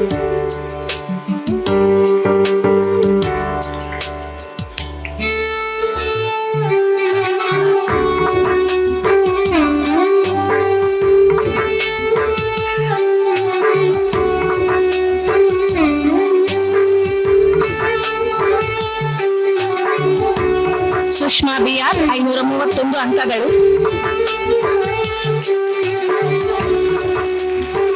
ವಂಶಿ ಜಿ 517 ಅಂಕಗಳನ್ನು ಪಡೆದುಕೊಂಡಿದ್ದಾಳೆ. ಅವಳ ಪೋಷಕರು ಸಭೆಯಲ್ಲಿ ಇದ್ರೆ ಅವಳೊಂದಿಗೆ ಬಂದು ವೇದಿಕೆಯಲ್ಲಿ ಗೌರವಾರ್ಪಣೆ ಪಡ್ಕೊಳ್ಬೇಕು.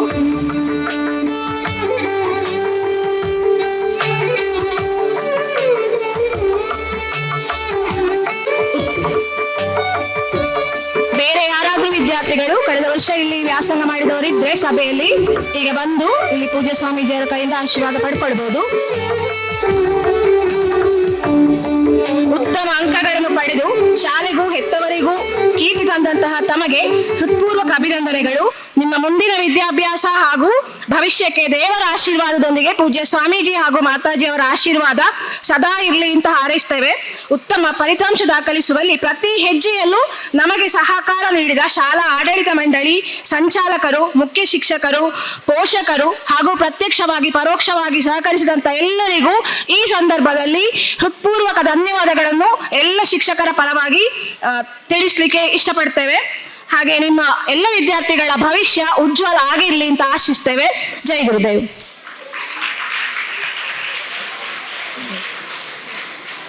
Congratulations to our senior students who got distinction. ಇಲ್ಲಿ ನಮ್ಮ ಮಕ್ಕಳನ್ನು ಉತ್ತಮವಾದಂತಹ ಫಲಿತಾಂಶ ಬರಲಿಕ್ಕೆ ಬಹಳಷ್ಟು ಶ್ರಮ ವಹಿಸಿದಂತಹ ನಮ್ಮ 3 ಜನ ಲ್ಯಾಂಗ್ವೇಜ್ ಟೀಚರ್ಸ್, 3 ಜನ subject teachers, English, Kannada, Hindi teachers, science, social ಮತ್ತು ಮ್ಯಾಥಮೆಟಿಕ್ಸ್, ಇವರಿಗೆ ಈ ಸಂದರ್ಭದಲ್ಲಿ ಪೂಜ್ಯ ಸ್ವಾಮೀಜಿಯವರು ಆಶೀರ್ವಚನ ಮಾಡಲಿಕ್ಕಿದ್ದಾರೆ. ನಾನು ಹೆಸರು ಕರೆದಾಗೆ ಒಬ್ಬೊಬ್ಬ ಬರಬೇಕು. ಕನ್ನಡ ಶಿಕ್ಷಕಿ, ಶಾಲೆಯ ಮುಖ್ಯ ಶಿಕ್ಷಕಿ ಶ್ರೀಮತಿ ರೇಣುಕಾ ಎಸ್ ರೈ. ಶಾಲೆಯ 10th ಸ್ಟ್ಯಾಂಡರ್ಡ್ ತರಗತಿ ಶಿಕ್ಷಕಿ, ಕ್ಲಾಸ್ ಟೀಚರ್ ಶ್ರೀಮತಿ ಅನಿತಾ.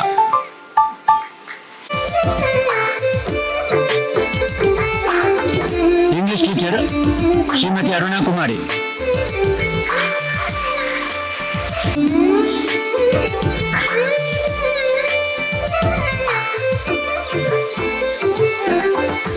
ಸಮಾಜ ಪಾಠ ಶ್ರೀಯುತ ಮುರಳೀಧರ್ ಸರ್.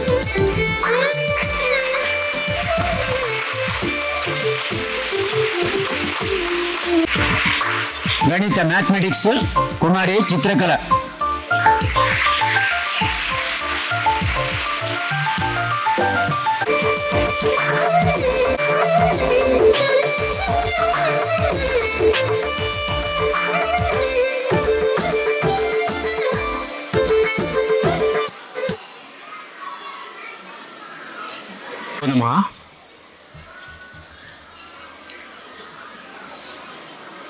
ಒಡಿಯೂರಿನ ವಿದ್ಯಾದೇಗುಲ ಇದರ ಸಂಸ್ಥಾಪಕರು ಶ್ರೀ ಗುರುದೇವದತ್ತ ಸಂಸ್ಥಾನದ ಸಂಸ್ಥಾಪಕರು,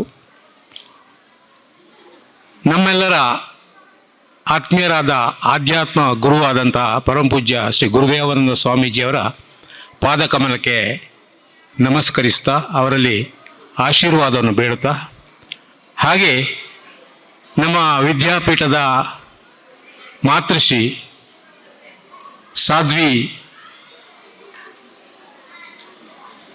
ಶ್ರೀ ಮಾತಾನಂದಮಯಿ ಅವರಿಗೂ ಪ್ರಣಾಮ ಸಲ್ಲಿಸ್ತಾ ಅವರ ಆಶೀರ್ವಾದ ಬೇಡ್ತಾ, ಇಂದಿನ ನಮ್ಮ ವಿದ್ಯಾಸಂಸ್ಥೆಯ 2025-26ನೇ ಹೊಸ ಶೈಕ್ಷಣಿಕ ವರ್ಷದ ಆರಂಭೋತ್ಸವದ ಈ ಒಂದು ಶುಭ ಸಮಾರಂಭದ ವೇದಿಕೆಯಲ್ಲಿರುವಂಥ ಎಲ್ಲ ನನ್ನ ಗೌರವಾನ್ವಿತ ಆತ್ಮೀಯರೇ ಹಾಗೂ ಸಂಪನ್ನಾದಂಥ ಈ ವಿದ್ಯಾಸಂಸ್ಥೆಯ ಎಲ್ಲ ವಿದ್ಯಾರ್ಥಿಗಳೇ, ಶಿಕ್ಷಕರೇ, ಪೋಷಕರೇ, ಬಹಳಷ್ಟು ಸಂತೋಷ ಆಗ್ತಾ ಇದೆ. ಈ ಒಂದು ವಿದ್ಯಾಸಂಸ್ಥೆಯನ್ನು ಕಟ್ಟಬೇಕು ಅಂತೇಳಿ ಪರಮಪೂಜ್ಯ ಸ್ವಾಮೀಜಿಯವರು 24 ವರ್ಷಗಳ ಹಿಂದೆ ಇದನ್ನು ಆರಂಭಿಸಿದರು. ಇವತ್ತು ಈ ವಿದ್ಯಾಸಂಸ್ಥೆಗೆ 25ನೇ ವರ್ಷದಲ್ಲಿದ್ದೇವೆ ನಾವು.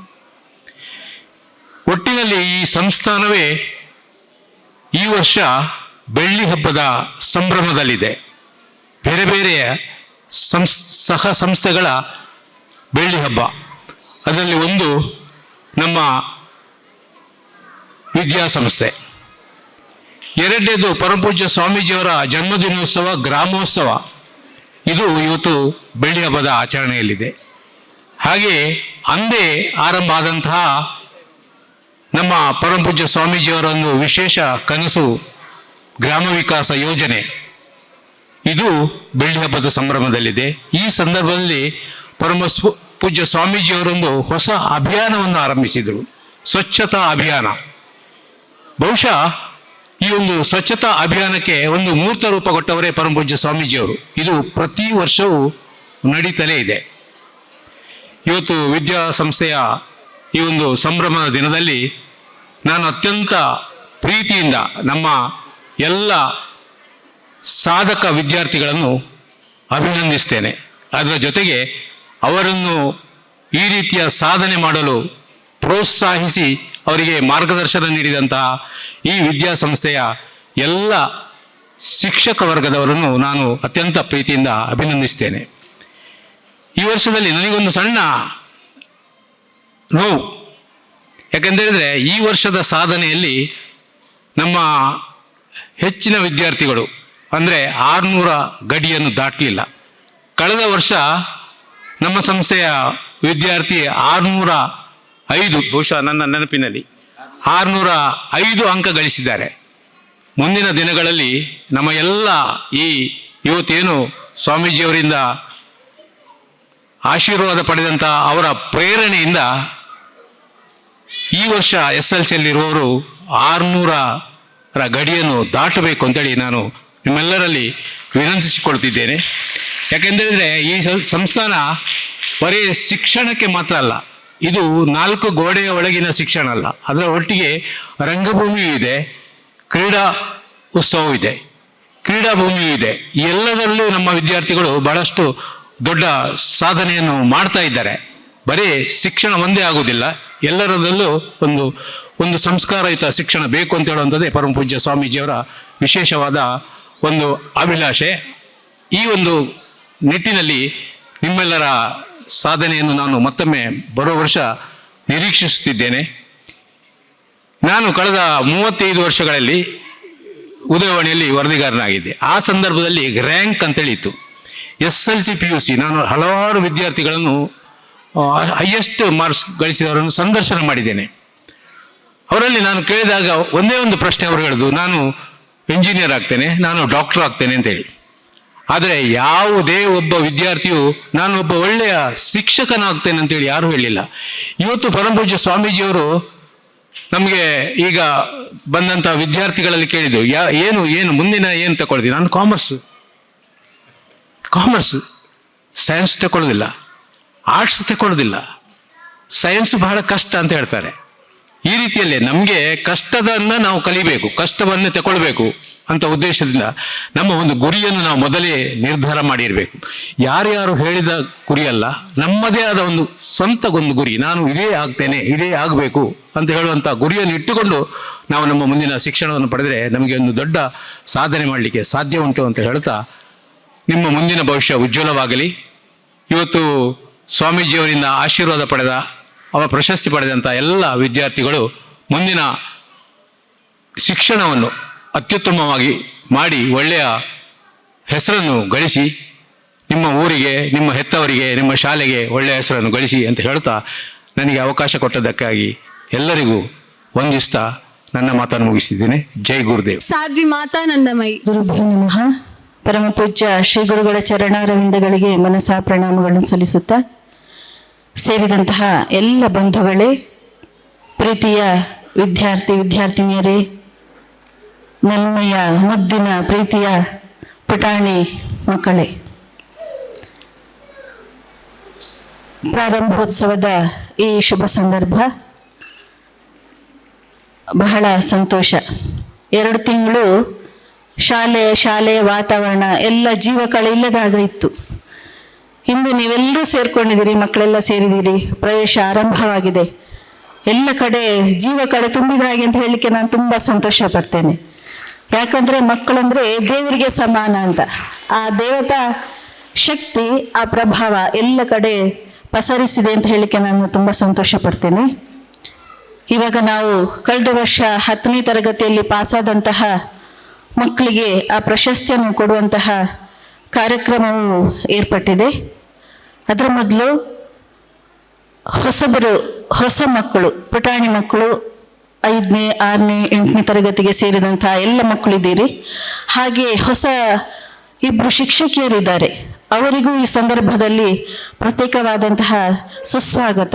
ಅದರೊಂದಿಗೆ ಎಲ್ಲ ಮಕ್ಕಳಿಗೆ ನಮ್ಮ ಶಾಲಾ ಶಿಕ್ಷಕ ವೃಂದ, ಸಂಚಾಲಕರು, ಮುಖ್ಯೋಪಾಧ್ಯಾಯರು ಎಲ್ಲರಿಗೂ ಈ ಶುಭ ಸಂದರ್ಭದಲ್ಲಿ ಪ್ರೀತಿಯ ಸುಸ್ವಾಗತವನ್ನು ಹೇಳ್ತಾ ಇದ್ದೀನಿ. ನಾನು ಆವಾಗಲೇ ಹೇಳಿದ ಹಾಗೆ 10ನೇವರಿಗೆ ಪ್ರಶಸ್ತಿ ಸಿಕ್ಕಿತು. ಯಶವಣ್ಣ ಹೇಳಿದ್ರು ಸ್ವಲ್ಪ ನೋವಾಗ್ತದೆ ಅಂತ, 600ರಿಂದ ಮೇಲೆ ಬರಲಿಲ್ಲ ಅಂತ. ಆದರೆ ಈ ಸಲ ತುಂಬ ನಾನು ಮಾಧ್ಯಮದಲ್ಲಿ ಪೇಪರಲ್ಲೆಲ್ಲ ಓದಿದೆ. 1 ತಿಂಗಳು ಕಳೆದು ರಿಸಲ್ಟ್ ಎಲ್ಲ ಬಂದ ಮೇಲೆ ಹೆಚ್ಚಿನ ವಿದ್ಯಾರ್ಥಿಗಳು ರಿವ್ಯಾಲ್ಯೂಷನ್ಗೆ ಹಾಕಿದ್ರು. ಅಂದರೆ ಅವರಿಗೆ ಮಾರ್ಕ್ ಬರಬೇಕಿತ್ತು, ಬರಲಿಲ್ಲ. ಕೆಲವರು ಒಳ್ಳೆಯ ಸ್ಟೂಡೆಂಟ್ಸ್ಗಳಿಗೆ ಒಳ್ಳೆಯ ಮಾರ್ಕ್ ತೆಗೆಯುವಂತಹ ಸ್ಟೂಡೆಂಟ್ಸ್ಗಳು ಫೈಲ್ ಆದವರನ್ನು ನಾವು ಕಂಡಿದ್ದೇವೆ. ಅವರು ಪುನಃ ರಿವ್ಯಾಲ್ಯೂಷನ್ ಹಾಕಿ ಒಳ್ಳೆಯ ಫಸ್ಟ್ ಮಾರ್ಕ್ ತಗೊಂಡದ್ದನ್ನು ನಾವು ಕಂಡಿದ್ದೇವೆ. ಅದೇ ರೀತಿ ನಮ್ಮ ಶಾಲೆಯಲ್ಲೂ 3-4 ಮಕ್ಕಳು ಬ್ರೈಟ್ ಸ್ಟೂಡೆಂಟ್ ಇದ್ದರು. ನಾವೆಲ್ಲ ಅವರ ಮೇಲೆ ನಾವು 600 ಮೇಲೆ ಬರ್ಬೋದು ಅಂತ ಇತ್ತು. ಬಹುಶಃ ಅದು ವ್ಯಾಲ್ಯೂಯೇಷನ್ ಮಿಸ್ಟೇಕ್ ಆಗಿರಲಬಹುದು.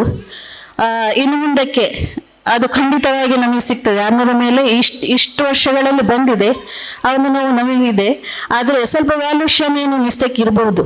ಆದ್ರಿಂದ ಮುಂದಕ್ಕೆ ಖಂಡಿತವಾಗಿ 600 ಮೇಲೆ ಬರ್ತದೆ ಅನ್ನುವಂಥ ವಿಶ್ವಾಸ ಇದೆ. ಯಾಕಂದ್ರೆ ಗುರುಗಳ ಅನುಗ್ರಹ ಇದೆ, ಗುರು ಸಾನ್ನಿಧ್ಯ ಇದೆ ಇಲ್ಲಿ. ಆದ್ರಿಂದ ನಮ್ಮ ಪೂಜ್ಯ ಗುರುಗಳ ಒಂದು ಉದ್ದೇಶವೇ ಒಳ್ಳೆಯ ಮಾರ್ಕ್ ತೆಗಿಬೇಕು, ಅದರೊಂದಿಗೆ ಜೀವನ ಶಿಕ್ಷಣದಲ್ಲೂ ಒಳ್ಳೆಯ ಮಾರ್ಕನ್ನು ನಾವು ತೆಗಿಬೇಕು ಅನ್ನುವಂತಹ ದೊಡ್ಡ ಸಂಕಲ್ಪವನ್ನು ಇಟ್ಟುಕೊಂಡು ಜೀವನ ಶಿಕ್ಷಣ ಅಂತ ಹೇಳ್ತೇವೆ. ನಾವೆಲ್ಲ ಕಲಿತೇವೆ, ಒಳ್ಳೊಳ್ಳೆ ಮಾರ್ಕು ತೆಗಿತೇವೆ.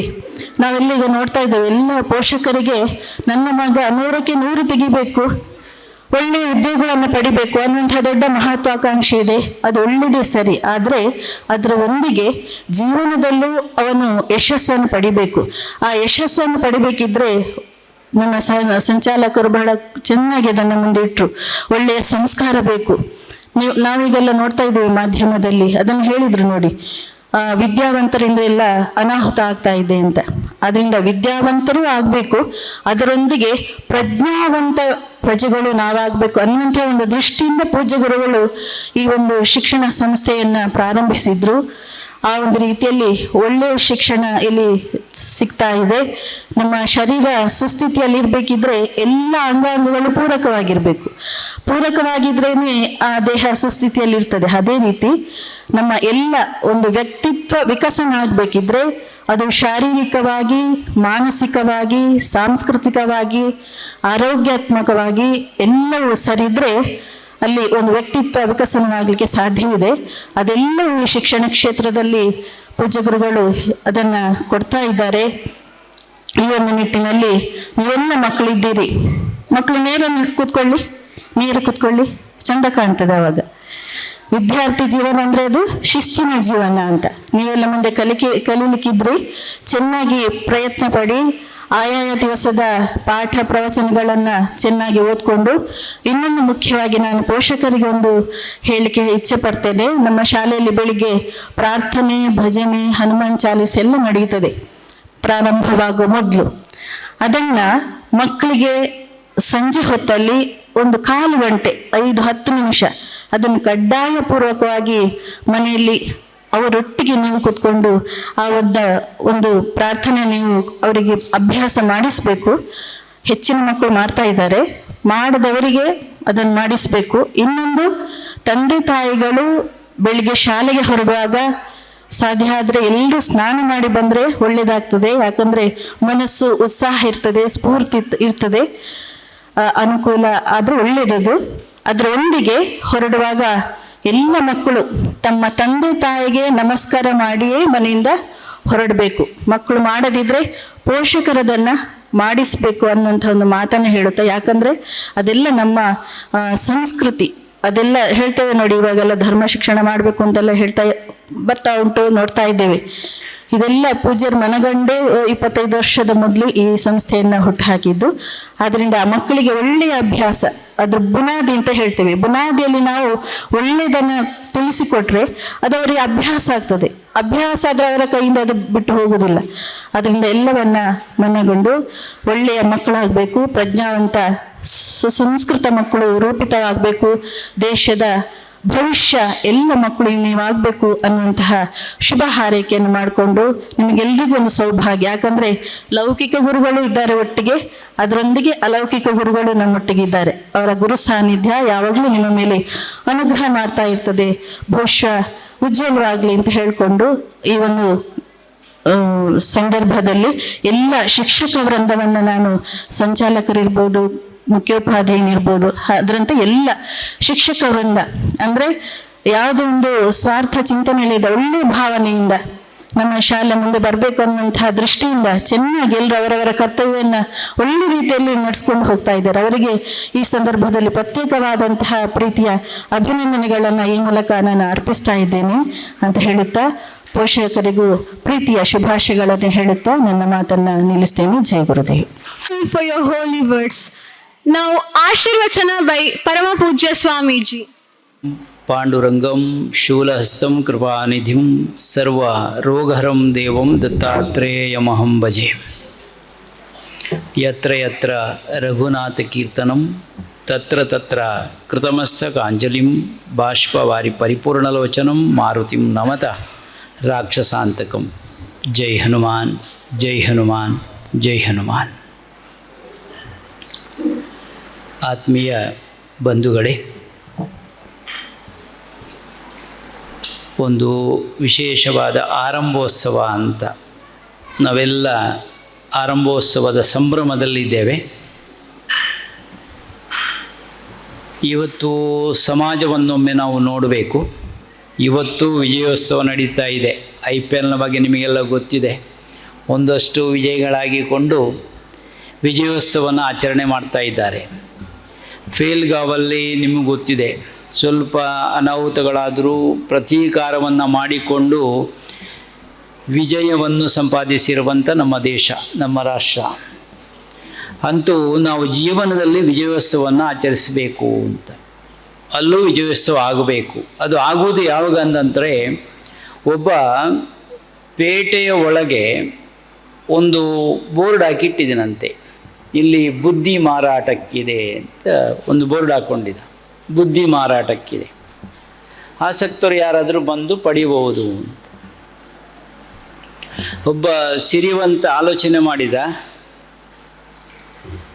ಕೆಲಸದವನ್ನು ಕರೆಸಿದ. ಇದರಲ್ಲಿ ಒಂದಷ್ಟು ಹಣ ಇದೆ, ಇದನ್ನು ಕೊಂಡೋಗಿ ಅವರಿಗೆ ಕೊಟ್ಟು ಅದಕ್ಕೆ ಎಷ್ಟು ಸಿಗ್ತದಷ್ಟು ಬುದ್ಧಿ ಅಂತ ತಗೊಂಡು ಬಾ ಅಂತ. ಓದವನು ಹೇಳಿದ, ಎನ್ನ ದನಿಕಳು ಕಡಪಡ್ದೇರು ನೀಕೆ ಏತು ತಿಕ್ಕೊಂಡು ಹತ್ತು ಕೊರ್ಲೆ ಬುದ್ಧಿ. ಅವರು ಹೋಗಿ ಹೇಳಿದ್ರಂತೆ, ಯಾರು ಕಳಿಸಿದ್ದು? ದನಿ ಅಲ್ವಾ? ಹೌದು, ನಾನೊಂದು ಕಟ್ಟು ಮಾಡಿ ಕೊಡ್ತೇನೆ, ಅದನ್ನೊಂದು ಪ್ಯಾಕ್ ಮಾಡಿ ಕೊಡ್ತೇನೆ. ಒಂದಷ್ಟು ಇಷ್ಟು ದೊಡ್ಡ ಒಂದು ಗಂಟನ್ನು ಕಟ್ಟಿ ಅವನ ಕೈಗೆ ಕೊಟ್ಟು ಹೇಳಿದ, ದಾರಿಯಲ್ಲಿ ಇದನ್ನು ಬಿಚ್ಚಿ ನೀನು ನೋಡಬಾರ್ದು, ನೀನು ನೇರವಾಗಿ ದನಿಯ ಕೈಗೆ ಕೊಡಬೇಕು ಅಂತೇಳಿ. ಏನೋ ಹೊತ್ತುಕೊಂಡು ಹೋಗಿ ದನಿಕ್ಲೆ ಈತು ಕೊಡ್ತೀರಿ, ಈರೆತ್ತು ಒಡಿಗೆ ಹೆಂಗದಲತ್ವೇರಿಜ್ಜಿ ಈರೆತ್ತು ನೋಡಿ ಈರೆದೆತ್ತ ನೋಡು ಅಂತ. ಅವರು ಅದನ್ನು ತಗೊಂಡೋಗಿ ಒಳಗೆ ಹುಡುಕಾಟ ಮಾಡಿದರು. ನೋಡುವಾಗ ಕಸ ಎಲ್ಲ ತುಂಬಿತ್ತು, ಒಂದಷ್ಟು ದೊಡ್ಡ ಗಂಟಾಗಿದೆ. ಹುಡುಕಿ ಎಲ್ಲ ಕಸವನ್ನು ಆಚೆ ಈಚೆ ಮಾಡಿ ಏನು ಸಿಕ್ಕಲೇ ಇಲ್ಲ ಅವರಿಗೆ. ಕೊನೆಗೊಂದು ಚೆನ್ನಾಗಿ ಒಂದು ಮಡಚಿಟ್ಟಿರುವಂಥ ಚೀಟಿ ಸಿಕ್ಕಿತ್ತು. ಆ ಚೀಟಿಯನ್ನು ತೆರೆದು ಓದುವಾಗ, ನೀನು ಜೀವನದಲ್ಲಿ ಏನನ್ನಾದರೂ ಗಳಿಸು, ಆದರೆ ಆರಂಭ ಮತ್ತು ಅಂತ್ಯದ ಅರಿವಿರಲಿ ಅಂತ ಬರೆದಿತ್ತಂತೆ. ಇವನಿಗೆ ಆಗ ಅರ್ಥ ಆಯಿತು, ನಾನು ಏನು ಮಾಡುತ್ತಾ ಇದ್ದೇನೆ, ಅವರು ಏನು ಹೇಳುತ್ತಾ ಇದ್ದಾರೆ ಅಂತ. ತನ್ನ ಮನೆಯ ಮುಂಭಾಗದಲ್ಲಿ ಕಲ್ಲಲ್ಲಿ ಕೆತ್ತಿಸಿನಂತೆ, ಆರಂಭ ಮತ್ತು ಅಂತ್ಯದ ಅರಿವಿರಲಿ. ಈ ಆರಂಭ ಅಂತ್ಯದ ಒಳಗೆ ನಮ್ಮ ಬದುಕಿದೆ, ಜೀವನ ಅನ್ನುವುದಿದೆ. ಅಲ್ಲಿ ಜೀವನದಲ್ಲಿ ವಿಜಯವನ್ನು ನಾವು ಸಾಧಿಸಬೇಕಲ್ವಾ? ವಿಜಯ ಸಾಧಿಸಬೇಕಾದ್ರೆ ನಮಗೆ ಬೇಕಾಗಿರುವಂಥದ್ದು ವಿದ್ಯೆ. ಧರ್ಮದ 10 ಮುಖಗಳಲ್ಲಿ ವಿದ್ಯೆ ಅನ್ನೋದೊಂದು ಸೇರಿಕೊಂಡಿದೆ. ವಿದ್ಯಾ ದದಾತಿ ವಿನಯಂ ಅಂತ ಒಂದು ಮಾತಿದೆ. ವಿದ್ಯೆಯ ಅಂತರ್ಯ ಅಥವಾ ಜೀವಾಳ ಆಗದಿದ್ದರೆ ಅದು ಬದುಕಾಗುವುದಿಲ್ಲ. ಎಲ್ಲರೂ ವಿದ್ವಾಂಸರು ಬುದ್ಧಿವಂತರಲ್ಲ, ಬುದ್ಧಿವಂತರೆಲ್ಲರೂ ವಿದ್ವಾಂಸರೂ ಅಲ್ಲ. ಇಲ್ಲಿ ಧಿಯೋಯವನ ಪ್ರಚೋದಯ, ಬುದ್ಧಿಗೆ ಪ್ರಚೋದನೆ ಬೇಕು ಹೇಳ್ತಾರೆ. ಉಪನಿಷತ್ತುಗಳೆಲ್ಲ ನಮಗೆ ಸಾರ್ತದೇನು ಅಂತಂದರೆ, ಸಾ ವಿದ್ಯಾಯ ವಿಮುಕ್ತಯೇ, ಬಂಧನದ ಬಿಡುಗಡೆಯ ವಿದ್ಯೆ ನಮಗೆ ಬೇಕು. ಆ ವಿದ್ಯೆ ಯಾವುದು ಅಂತೇಳಿದ್ರೆ ಕಠೋಪನಿಷತ್ತು ಅದರ ಬಗ್ಗೆ ಹೇಳ್ತದೆ. ಪರಾವಿದ್ಯಾ ಅಪರವಿದ್ಯಾ ಅಂತ 2 ವಿಭಾಗ ಮಾಡ್ತದೆ. ಒಂದು ಪಾರಮಾರ್ಥಿಕ, ಒಂದೊಂದು ಲೌಕಿಕವಾದ ವಿದ್ಯೆ. ನಾವು ಏನು ಲೌಕಿಕವಾದ ವಿದ್ಯೆ ಬೇಡ ಅಂತ ನಾವು ಹೇಳುವುದಿಲ್ಲ, ಬೇಕು, ಅದು ಕೂಡ ಬೇಕು. ಜೊತೆಗೆ ಅಲೌಕಿಕವಾಗಿರುವಂಥ ಆಧ್ಯಾತ್ಮದ ವಿದ್ಯೆಯೂ ಬೇಕು ನಮಗೆ. ಸಮಾಜದಲ್ಲೆಲ್ಲ ಈ ದ್ವೇಷ ಭಾವ ತುಂಬಿಕೊಂಡಿದೆ ನೋಡಿ. ಇದು ಯಾಕೆ ಅಂತ ಒಮ್ಮೆ ಅವಲೋಕಿಸಿ ನೋಡಿದರೆ ಇದಕ್ಕೆಲ್ಲ ಜ್ಞಾನದ ಅಥವಾ ಅರಿವಿನ ಕೊರತೆ. ಅರ್ಥಾತ್ ಆಧ್ಯಾತ್ಮದ ವಿದ್ಯೆ ನಮಗೆ ಲಭ್ಯ ಆದರೆ ದ್ವೇಷ ಭಾವಗಳೆಲ್ಲ ನೀರಾಗಿ ಹೋಗ್ತದೆ, ಪ್ರೀತಿ ಭಾವ ಹುಟ್ಟುತ್ತದೆ, ಒಂದು ಸಾಮರಸ್ಯವನ್ನು ನಾವು ನೋಡಲಿಕ್ಕೆ ಸಾಧ್ಯತೆ ಆಗ್ತದೆ. ನಮಗೆ ಬೇಕಾಗಿರುವಂಥದ್ದು ಅದು.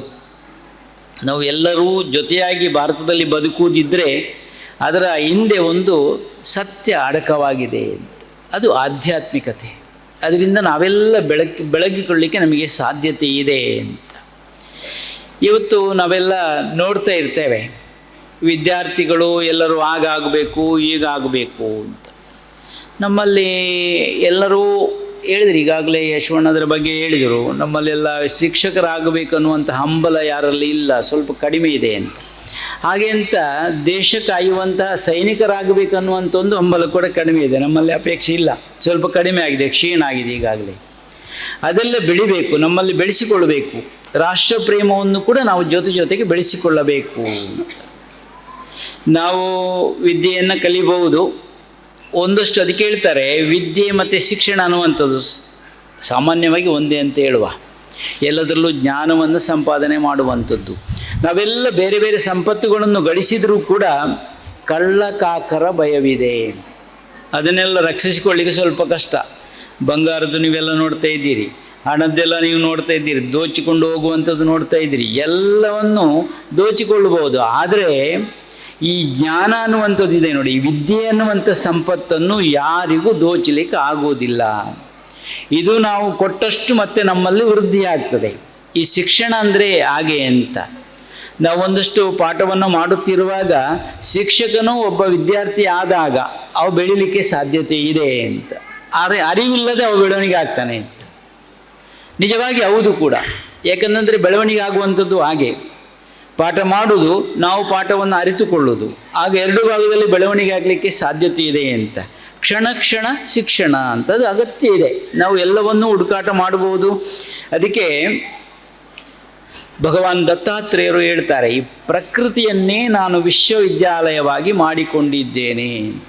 ವಿಶ್ವವನ್ನೇ ವಿಶ್ವವಿದ್ಯಾಲಯವಾಗಿ ಮಾಡಿಕೊಳ್ಳುವುದು. ವಿದ್ಯಾಲಯ ಅಂದರೆ ವಿಶ್ವವೇ. ವಿಶ್ವದಲ್ಲಿ ಎಷ್ಟೋ ಕಲೀಲಿಕ್ಕೆ ನಮಗಿದೆ.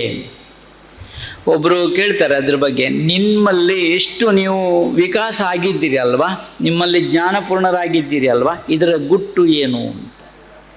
ಅದಕ್ಕೆ ಹೇಳ್ತಾರೆ, ನನಗೆ ಇದಕ್ಕೆಲ್ಲ ಅವಕಾಶ ಮಾಡಿಕೊಟ್ಟವರು ಮೂರ್ಖರು ಅಂತಂದ್ರೆ. ಮೂರ್ಖರಿಂದ ಏನಪ್ಪ ಕಲಿತುಕೊಂಡದ್ದು ನೀನು? ಅದಕ್ಕೆ ಅವರು ಹೇಳ್ತಾರೆ, ನನ್ನ ಬೆಳವಣಿಗೆಗೆಲ್ಲ ನಾನು ಹುಡುಕಿಕೊಂಡದ್ದು ಏನು ಅಂತಂದರೆ ಮೂರ್ಖರನ್ನು ನೋಡಿದ್ದು. ನಾವು ಹಾಗೆ ಆಗಬಾರ್ದು ಅಂತ ಆಗಿ ನಾವು ಮೂರ್ಖತನವನ್ನು ಬಿಟ್ಟಿದ್ದೇವೆ. ಆದ್ದರಿಂದ ಜ್ಞಾನಪೂರ್ಣನಾಗಿದ್ದೇನೆ, ನಾನು ಬೆಳೀಲಿಕ್ಕೆ ಸಾಧ್ಯ ಆಗಿದೆ ನನಗೆ ಅಂತ. ನಾವು ಅಷ್ಟೇ, ನಮ್ಮಲ್ಲಿ ಒಳ್ಳೆಯತನವನ್ನು ಬೆಳೆಸಿಕೊಳ್ಳಬೇಕಾದ್ರೆ ನಾವು ಕೆಟ್ಟದ್ದು ಅಂತ ನಮಗೆ ಗೊತ್ತಿರಬೇಕು, ಅರಿವಿರಬೇಕು, ಅದನ್ನು ಬಿಡುವ ಕೆಲಸ. ಈಗ ಉದಾಹರಣೆಗೆ ಒಂದು ಚಂದದ ಮೂರ್ತಿ, ಒಂದು ಶಿಲ್ಪ ಸಾಕಾರ ಆಗಬೇಕಾದ್ರೆ ಅದಕ್ಕೇನು ಮಾಡ್ತಾರೆ? ಒಂದಷ್ಟು ಚಾಣೆಯ ಪೆಟ್ಟು ಬೀಳ್ತಾ ಇರ್ತದೆ. ಅದಕ್ಕೆ ಪೆಟ್ಟು ತಿಂದಷ್ಟು ಅದು ಚೆಂದ ಆಗ್ತದೆ. ನೋಡಿ ನೀವು, ಚೆನ್ನಾಗಿ ಮೂಡಿ ಬರಬೇಕಾದ್ರೆ ಅದು ಒಡ್ಡಿಕೊಳ್ಬೇಕು. ಅದಕ್ಕೆ ಒಡ್ಡಿಕೊಳ್ಳದಿದ್ದರೆ ಮೂರ್ತಿಗೆ ಒಂದಷ್ಟು ಸುಂದರವಾಗಿ ಮೂಡಿ ಬರಲಿಕ್ಕೆ ಸಾಧ್ಯವೇ ಇಲ್ಲ. ಶಿಲ್ಪಿ ಏನು ಮಾಡ್ತಾನೆ? ಅಲ್ಲಿ ಬೇಡದಂಥ ವಿಷಯವನ್ನು ತೆಗೆದು ಬಿಸಾಡ್ತಾ ಇರ್ತಾನೆ. ಬೇಡದ ಚೂರುಗಳನ್ನು ತೆಗೆದು ಆಗುವಾಗ ಅದು ಶಿಲ್ಪ ಅಷ್ಟೊಂದು ಚೆನ್ನಾಗಿ ಮೂಡಿ ಬರ್ತದೆ. ವಿದ್ಯಾರ್ಥಿ ದಶೆಯಲ್ಲಿ ನಾವು ಏನು ಮಾಡ್ಬೋದು ಗೊತ್ತಾ ನಿಮಗೆ? ಸುಖವನ್ನು ಬಿಟ್ಟಾಗ ಮಾತ್ರ ವಿದ್ಯೆ ನಮಗೆ ಲಭ್ಯ ಆಗುವುದು. ಸುಖವನ್ನು ಅರಸಿಕೊಂಡು ಹೋದಾಗ ವಿದ್ಯೆ ದೂರ ಹೋಗ್ತದೆ. ಸುಖ ಬೇಕನ್ನುವವನಿಗೆ ವಿದ್ಯೆ ಲಭ್ಯ ಆಗುವುದಿಲ್ಲ. ಆದ್ದರಿಂದ ಅಭ್ಯಾಸಾನುಸಾರಿಣೀ ವಿದ್ಯಾ ಅಂತ. ನಾವು ಹೇಗೆ ಅಭ್ಯಾಸ ಮಾಡಬೇಕು? ವಿದ್ಯಾರ್ಥಿಗಳಾಗಿದ್ದುಕೊಂಡು ನಿದ್ದೆ ಮಾಡಿದರೆ ಆಗ್ಬೋದಾ? ವಿದ್ಯೆ ಬರೋದಿಲ್ಲ, ಹತ್ರವೇ ಇರೋದಿಲ್ಲ. ಆದ್ದರಿಂದ ನಾವು ಅದನ್ನು ಮೀರಿ ನಿಲ್ಲುವ ಕೆಲಸ ಆಗಬೇಕು ಅಂತ ಹೇಳ್ತಾರೆ. ಆಗ ಅದು ವಿದ್ಯೆ ನಮಗೆ ಕರಗತ ಆಗ್ತದೆ ಅಂತ. ಒಂದಷ್ಟು ಶಾಲೆಗೆ ಕೀರ್ತಿ ತಂದುಕೊಟ್ಟಂಥ ವಿದ್ಯಾರ್ಥಿಗಳಿಗೆ ಆಗಲೇ ಬೋರ್ಡು ಎಕ್ಸಾಮಲ್ಲಿ ಒಂದಷ್ಟು ವಿಶೇಷವಾದ ಅಂಕಗಳನ್ನು ಗಳಿಸಿರುವಂಥ ನಮ್ಮ ಶಾಲೆಗೆ ಕೀರ್ತಿ ತಂದುಕೊಟ್ಟಂಥ ವಿದ್ಯಾರ್ಥಿಗಳು ನೀವೆಲ್ಲ ಒಂದು ಚಪ್ಪಾಳೆ ಹಾಕಬೇಕು ಅಂತ ಹೇಳ್ತೇನೆ. ಅಭಿನಂದನೆ.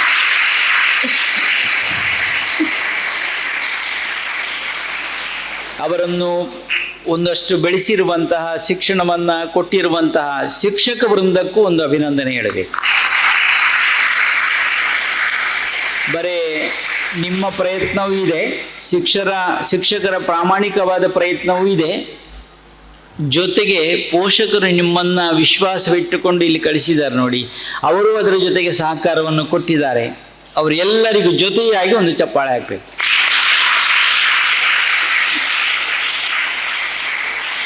ನೀವೆಲ್ಲ ಸಾಮಾನ್ಯ ವಿದ್ಯಾರ್ಥಿಗಳಲ್ಲ, ನಿಮ್ಮಲ್ಲಿ ತುಂಬ ಶಕ್ತಿ ಅಡಕವಾಗಿದೆ. ಮಾತು ಹೇಳಿದ್ರಲ್ವ, ನೀವೆಲ್ಲ ದೇವತಾ ಸ್ವರೂಪಿಗಳು ಅಂತ.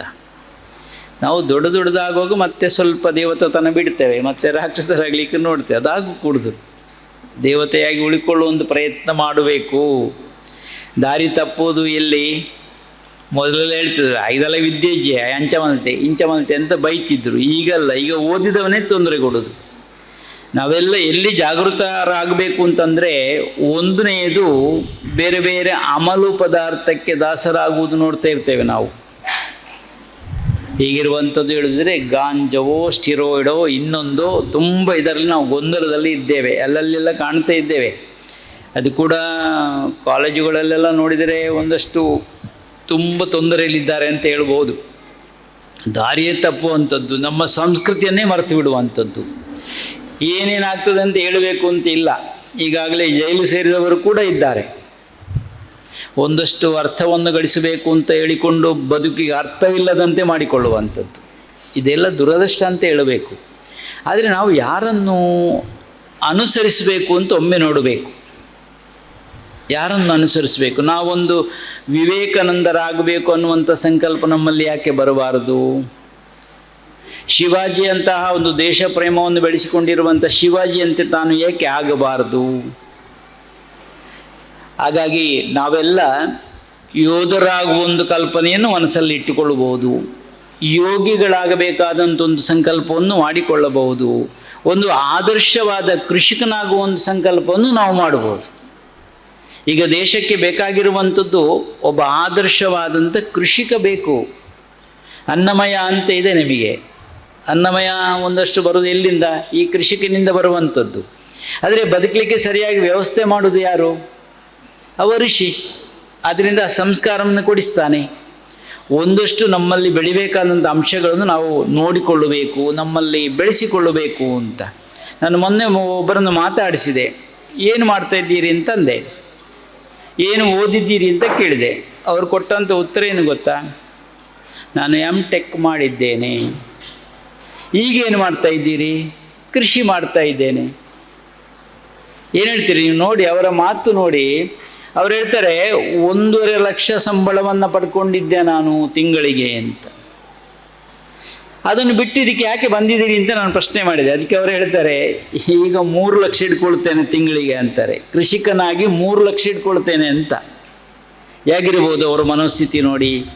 ಅವ್ರು ಹೇಳ್ತಾರೆ ಕಂಪನಿಯ ಯಾವುದೇ ನನಗೆ ಇದೆ ಅಲ್ವಾ, ನಿಧಿ ವಿಷಯ ಉಂಟಲ್ವಾ, ಅದನ್ನು ಮಾಡಿಕೊಳ್ತಾರೆ. ಇಷ್ಟು ಸಮಯ ಬರಬೇಕು, ಇಷ್ಟು ದುಡಿಸೋದು ಅಂತ ಉಂಟು.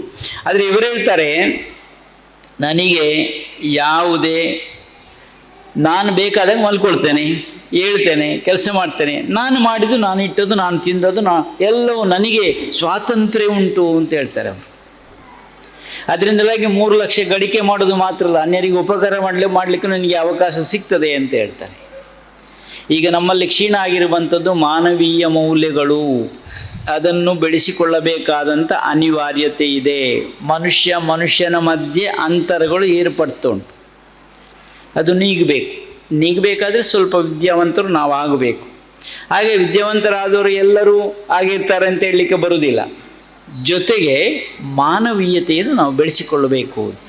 ಈ ಒಂದು ಉತ್ತಮವಾದ ಸಮಯದಲ್ಲಿ ನಾವೆಲ್ಲ ಇದ್ದೇವೆ. ಪುಟ್ಟ ಮಕ್ಕಳು ಇದ್ದೀರಿ. ನೀವೆಲ್ಲ ನಮ್ಮ ಭವಿಷ್ಯತ್ತಿನ ಹೆಜ್ಜೆಗಳನ್ನು ಗಟ್ಟಿಗೊಳಿಸಬೇಕಾದಂಥ ಇದು ಆರಂಭೋತ್ಸವ. ಶಾಲೆಯಲ್ಲಿ ಎಲ್ಲವೂ ಲಭ್ಯ ಆಗ್ತದೆ ನಮಗೆ. ಆದ್ದರಿಂದ ನಮ್ಮತನವನ್ನು, ಎಲ್ಲ ಜನರಲ್ಲಿ ಏನೊಂದು ಭಾವನೆ ಇದೆ ಅಂತಂದರೆ ಒಡಿಯೂರು ಅನ್ನುವಾಗ ಒಂದು ಗುರುಕುಲ ಮಾದರಿಯ ಶಿಕ್ಷಣ ಲಭ್ಯ ಆಗ್ತದೆ ಇಲ್ಲಿ. ಆದ್ದರಿಂದ ನಮ್ಮ ಮಕ್ಕಳು ಅಲ್ಲಿಗೆ ಹೋಗಬೇಕು ಅನ್ನುವಂಥ ಒಂದು ಹಂಬಲ ಎಲ್ಲರಲ್ಲೂ ಇದೆ. ಆ ಗುರುಕುಲ ಮಾದರಿ ಶಿಕ್ಷಣದಲ್ಲಿ ಒಂದಷ್ಟು ಬದುಕನ್ನು ರೂಪಿಸುವಂಥ ವಿಚಾರಗಳು ತುಂಬಿಕೊಂಡಿರುವುದರಿಂದ ಈಗಾಗಲೇ ಸ್ವರ ಕೇಳ್ತಾ ಇದ್ದೇವೆ ನಾವು ಧರ್ಮ ಶಿಕ್ಷಣ ಅಂತ. ನಾವು ಅದನ್ನು ಏನು ಮಾಡಿದ್ದೇವೆ, 2001ರಲ್ಲಿ ಆರಂಭ ಮಾಡಿದ್ದೇವೆ. 25 ವರ್ಷ ತುಂಬುತ್ತಾ ಇದೆ ಧರ್ಮ ಶಿಕ್ಷಣಕ್ಕೆ. ಇಲ್ಲಿ ಸಂಸ್ಕೃತಿ ಸಂಸ್ಕಾರ ಅನ್ನುವಂಥ ಕಾರ್ಯಕ್ರಮದ ಮೂಲಕವಾಗಿ ಧರ್ಮ ಶಿಕ್ಷಣವನ್ನು ಕೊಡುವಂಥ ಕಾರ್ಯವನ್ನು ಮಾಡ್ತಾ ಇದ್ದೇವೆ. ಆದರೆ ವೇದ ಸಂಸ್ಕೃತಿ ಅಂತ ಒಂದಿದೆ, ವೇದ ಸಂಸ್ಕೃತಿ ಅಂತ ಒಂದಿದೆ, ಅದು ಇನ್ನೂ ವಿಸ್ತಾರವಾಗಿರುವಂಥದ್ದು. ಅದಕ್ಕೆ ಕಲಿಕೆ ಅವಧಿ ಕೂಡ ಇದ್ದಾವೆ, ಬೇರೆ ಬೇರೆ ರೀತಿಯಲ್ಲಿ ನೋಡ್ಬೋದು. ಧರ್ಮ ಶಿಕ್ಷಣ ಎಲ್ಲರಿಗೂ ಬೇಕು. ಹೇಗೆ ಬದುಕಬೇಕು ಅನ್ನುವಂಥ ಒಂದು ಶಿಕ್ಷಣ ಸಿಕ್ಕದಿದ್ದರೆ ಸಮಾಜದಲ್ಲಿ ಬದಲಾವಣೆ ಹೇಗೆ ಬರಲಿಕ್ಕೆ ಸಾಧ್ಯ? ಆದ್ದರಿಂದ ಧರ್ಮ ಅನ್ನುವಂಥದ್ದು ಧಾರಣೆಗೆ ಯೋಗ್ಯವಾಗಿರುವಂಥ ಒಂದು ವಿಷಯ. ಅದನ್ನು ಧರ್ಮ ಅಂತಂದರು, ಧಾರಣೆಗೆ ಯೋಗ್ಯವಾಗಿರುವಂಥದ್ದು. ಆದ್ದರಿಂದ ಆ ಶಿಕ್ಷಣ ಎಲ್ಲರಿಗೂ ಅಗತ್ಯವಾಗಿ ಬೇಕು. ಅದು ಅವನಿಗೆ ಇವನಿಗೆ ಅಂತಲ್ಲ, ಎಲ್ಲರಿಗೂ ಬೇಕಾಗಿರುವಂಥದ್ದು ಧರ್ಮದ ಸಂಗತಿ. ಅದನ್ನು ಅಳವಡಿಸಿಕೊಂಡಾಗ ಅವನು ಬೆಳೀತಾನೆ, ಸಮಾಜವನ್ನು ಬೆಳೆಸ್ತಾನೆ. ಅದಕ್ಕೆ ಪೂರಕವಾಗಿರುವಂಥ ವಿಷಯ ಅದರಲ್ಲಿ ದೊರಕ್ತದೆ. ಇವತ್ತೊಂದು ಒಳ್ಳೆಯ ಉದ್ದೇಶವನ್ನು ಇಟ್ಟುಕೊಂಡು ನಾವೆಲ್ಲ ಆರಂಭೋತ್ಸವ ಅಂತ ಮಾಡಿದ್ದೀವಿ. ಈಗಾಗಲೇ ಎಲ್ಲ ಕಡೆ ಆಗಿದೆ, ಆಗ್ತಾ ಇದೆ. ಅಂತೂ ಈ ಶೈಕ್ಷಣಿಕ ವರ್ಷ ವಿಜಯೋತ್ಸವ ಮಾಡಬೇಕಲ್ಲ ನಾವು. ಅದು ಆರಂಭ ಇವತ್ತು ಇಂದಿಂದ ಆರಂಭ ಆಗಿದೆ ಅದು. ಅದರಿಂದ ಅದು ಗಟ್ಟಿಯಾದ ಹೆಜ್ಜೆಗಳನ್ನು ನಾವು ಇಡುವಂಥ ಸಮಯವೂ ಹೌದು. ಈ ಒಂದು ಸಂದರ್ಭದಲ್ಲಿ ಪೋಷಕರಿಗೂ ಜವಾಬ್ದಾರಿ ಇದೆ. ಮಾತೆ ಅದನ್ನು ಸ್ವಲ್ಪ ಉಚ್ಚರಿಸಿ ಹೇಳಿದರು, ಹೀಗೆ ಅಂತ ಹೇಳಿದರು. ಎಲ್ಲರೂ ಸೇರಿಕೊಂಡಾಗ ಧರ್ಮ ಶಿಕ್ಷಣ ಮನೆಯಿಂದ, ಅದಕ್ಕೆ ಹೇಳ್ತಾರೆ ಮನೆಯ ಮೊದಲ ಪಾಠಶಾಲೆ, ಜನನಿ ತಾನೇ ಮೊದಲ ಗುರು ಅಂತ. ಆದರೆ ಯಾರು ಎಲ್ಲಿ ಗುರು ಆಗಬೇಕು? ಮನೆಯನ್ನೇ ಪಾಠಶಾಲೆ ಆಗಿಸಬೇಕು. ಜನನಿಯೇ ಒಂದಷ್ಟು ಗುರುವಾಗಿ ಕಾರ್ಯವನ್ನು ಮಾಡಬೇಕು. ಆಗ ಮನೆಯೂ ಬೆಳಗುತ್ತದೆ, ಪರಿಸರವೂ ಬೆಳಗುತ್ತದೆ, ಜೊತೆಗೆ ದೇಶವನ್ನು ವಿಕಾಸ ಮಾಡಲಿಕ್ಕೆ ತುಂಬ ಸಮಯ ನಮಗೆ ಬೇಡ. ಒಂದು ಆದರ್ಶವಾದಂಥ ಒಂದು ಜಗದ್ಗುರು ಭಾರತ ನಿರ್ಮಾಣದಲ್ಲಿ ನಮ್ಮ ಪಾತ್ರ ಏನು ಅಂತೊಮ್ಮೆ ಅವಲೋಕಿಸಿ ನೋಡಿದಾಗ ಎಲ್ಲ ಮನೆಯಲ್ಲಿ ತಾಯಂದಿರು ಗುರುಗಳಾಗಲಿಕ್ಕೆ ಪ್ರಯತ್ನ ಮಾಡ್ತಾರೆ, ಮೊದಲ ಗುರುವಾಗ್ತಾರೆ. ಮೊದಲ ಪಾಠಶಾಲೆಯಾಗಿ ಮನೆಯೇ ರೂಪುಗೊಳ್ಳುತ್ತದೆ. ಆದ್ದರಿಂದ ಒಂದಷ್ಟು ನಮ್ಮನ್ನು ನಾವು ಇದಕ್ಕೆ ತೊಡಗಿಸಿಕೊಳ್ಳಬೇಕು ಅಂತ ಒಂದು ನೆನಪಿಸಿಕೊಳ್ಳುತ್ತಾ ಶಿಕ್ಷಕರ ಪ್ರಯತ್ನಕ್ಕೆ ಅಭಿನಂದನೆ ಹೇಳಲೇಬೇಕು. ಪಠ್ಯೇತರ ಪಠ್ಯ ಎರಡು ಜೊತೆಗೆ ಸಾಗ್ತದೆ. ಇನ್ನು ಕೆಲವರಿಗೆಲ್ಲ ಆಸಕ್ತಿ ಇರಬಹುದು, ಎಂಗ್ಲೆ ಜೋಗ್ಲೆ ಯಕ್ಷಗಾನ ಕಲ್ಪವಳ್ಯ ಇದ್ದಾರೆ, ನಮ್ಮ ಅಧ್ಯಾಪಕರು ತಯಾರಿದ್ದಾರೆ. ನೀವು ರೆಡಿ ಆಗಬೇಕಷ್ಟೇ, ನಿಮ್ಮ ಮಕ್ಕಳನ್ನು ನೀವು ಸಿದ್ಧ ಮಾಡಬೇಕು. ಇವತ್ತಿಂದಲೇ ನಿರ್ಣಯ ಮಾಡುವುದು. ಪಠ್ಯೇತರವಾಗಿ ನಮ್ಮಲ್ಲಿ ಒಂದಷ್ಟು ನಾವು ಅವಕಾಶವನ್ನು ಅಧಿಕರಿಸಿಕೊಳ್ಳುವ, ಒಂದಷ್ಟು ಯಕ್ಷಗಾನ, ನಾಟಕ, ಸಂಗೀತ, ಸಾಹಿತ್ಯ, ಭರತನಾಟ್ಯ ಇರ್ಬೋದು, ಇನ್ನೊಂದಿರ್ಬೋದು. ಹಾಗೆ ಅಂತ ಹೇಳಿಕೊಂಡು ಕನ್ನಡ ಅನ್ನುವಂಥದ್ದು ಉಳಿಬೇಕಾದ್ರೆ ಈಗಾಗಲೇ ಗೊಂದಲ ಇದೆ ನಮ್ಮಲ್ಲಿ. ಒಬ್ಬರು ತಮಿಳೇ ಅದರಿಂದಲೇ ಕನ್ನಡ ಹುಟ್ಟಿಕೊಂಡದ್ದು ಹೇಳುವಂಥ ವಿಷಯವನ್ನು ನಾವು ಕೇಳಿದ್ದೇವೆ, ಒಬ್ಬರು ನಟರ ಬಾಯಿಂದ ಬರುವಂಥದ್ದು. ಅಂದರೆ ಈ ಭಾಷಾ ಪ್ರೇಮ ಇದೆ ನೋಡಿ, ಮಾತೃಭಾಷೆ ಅನ್ನೋದಿದೆ.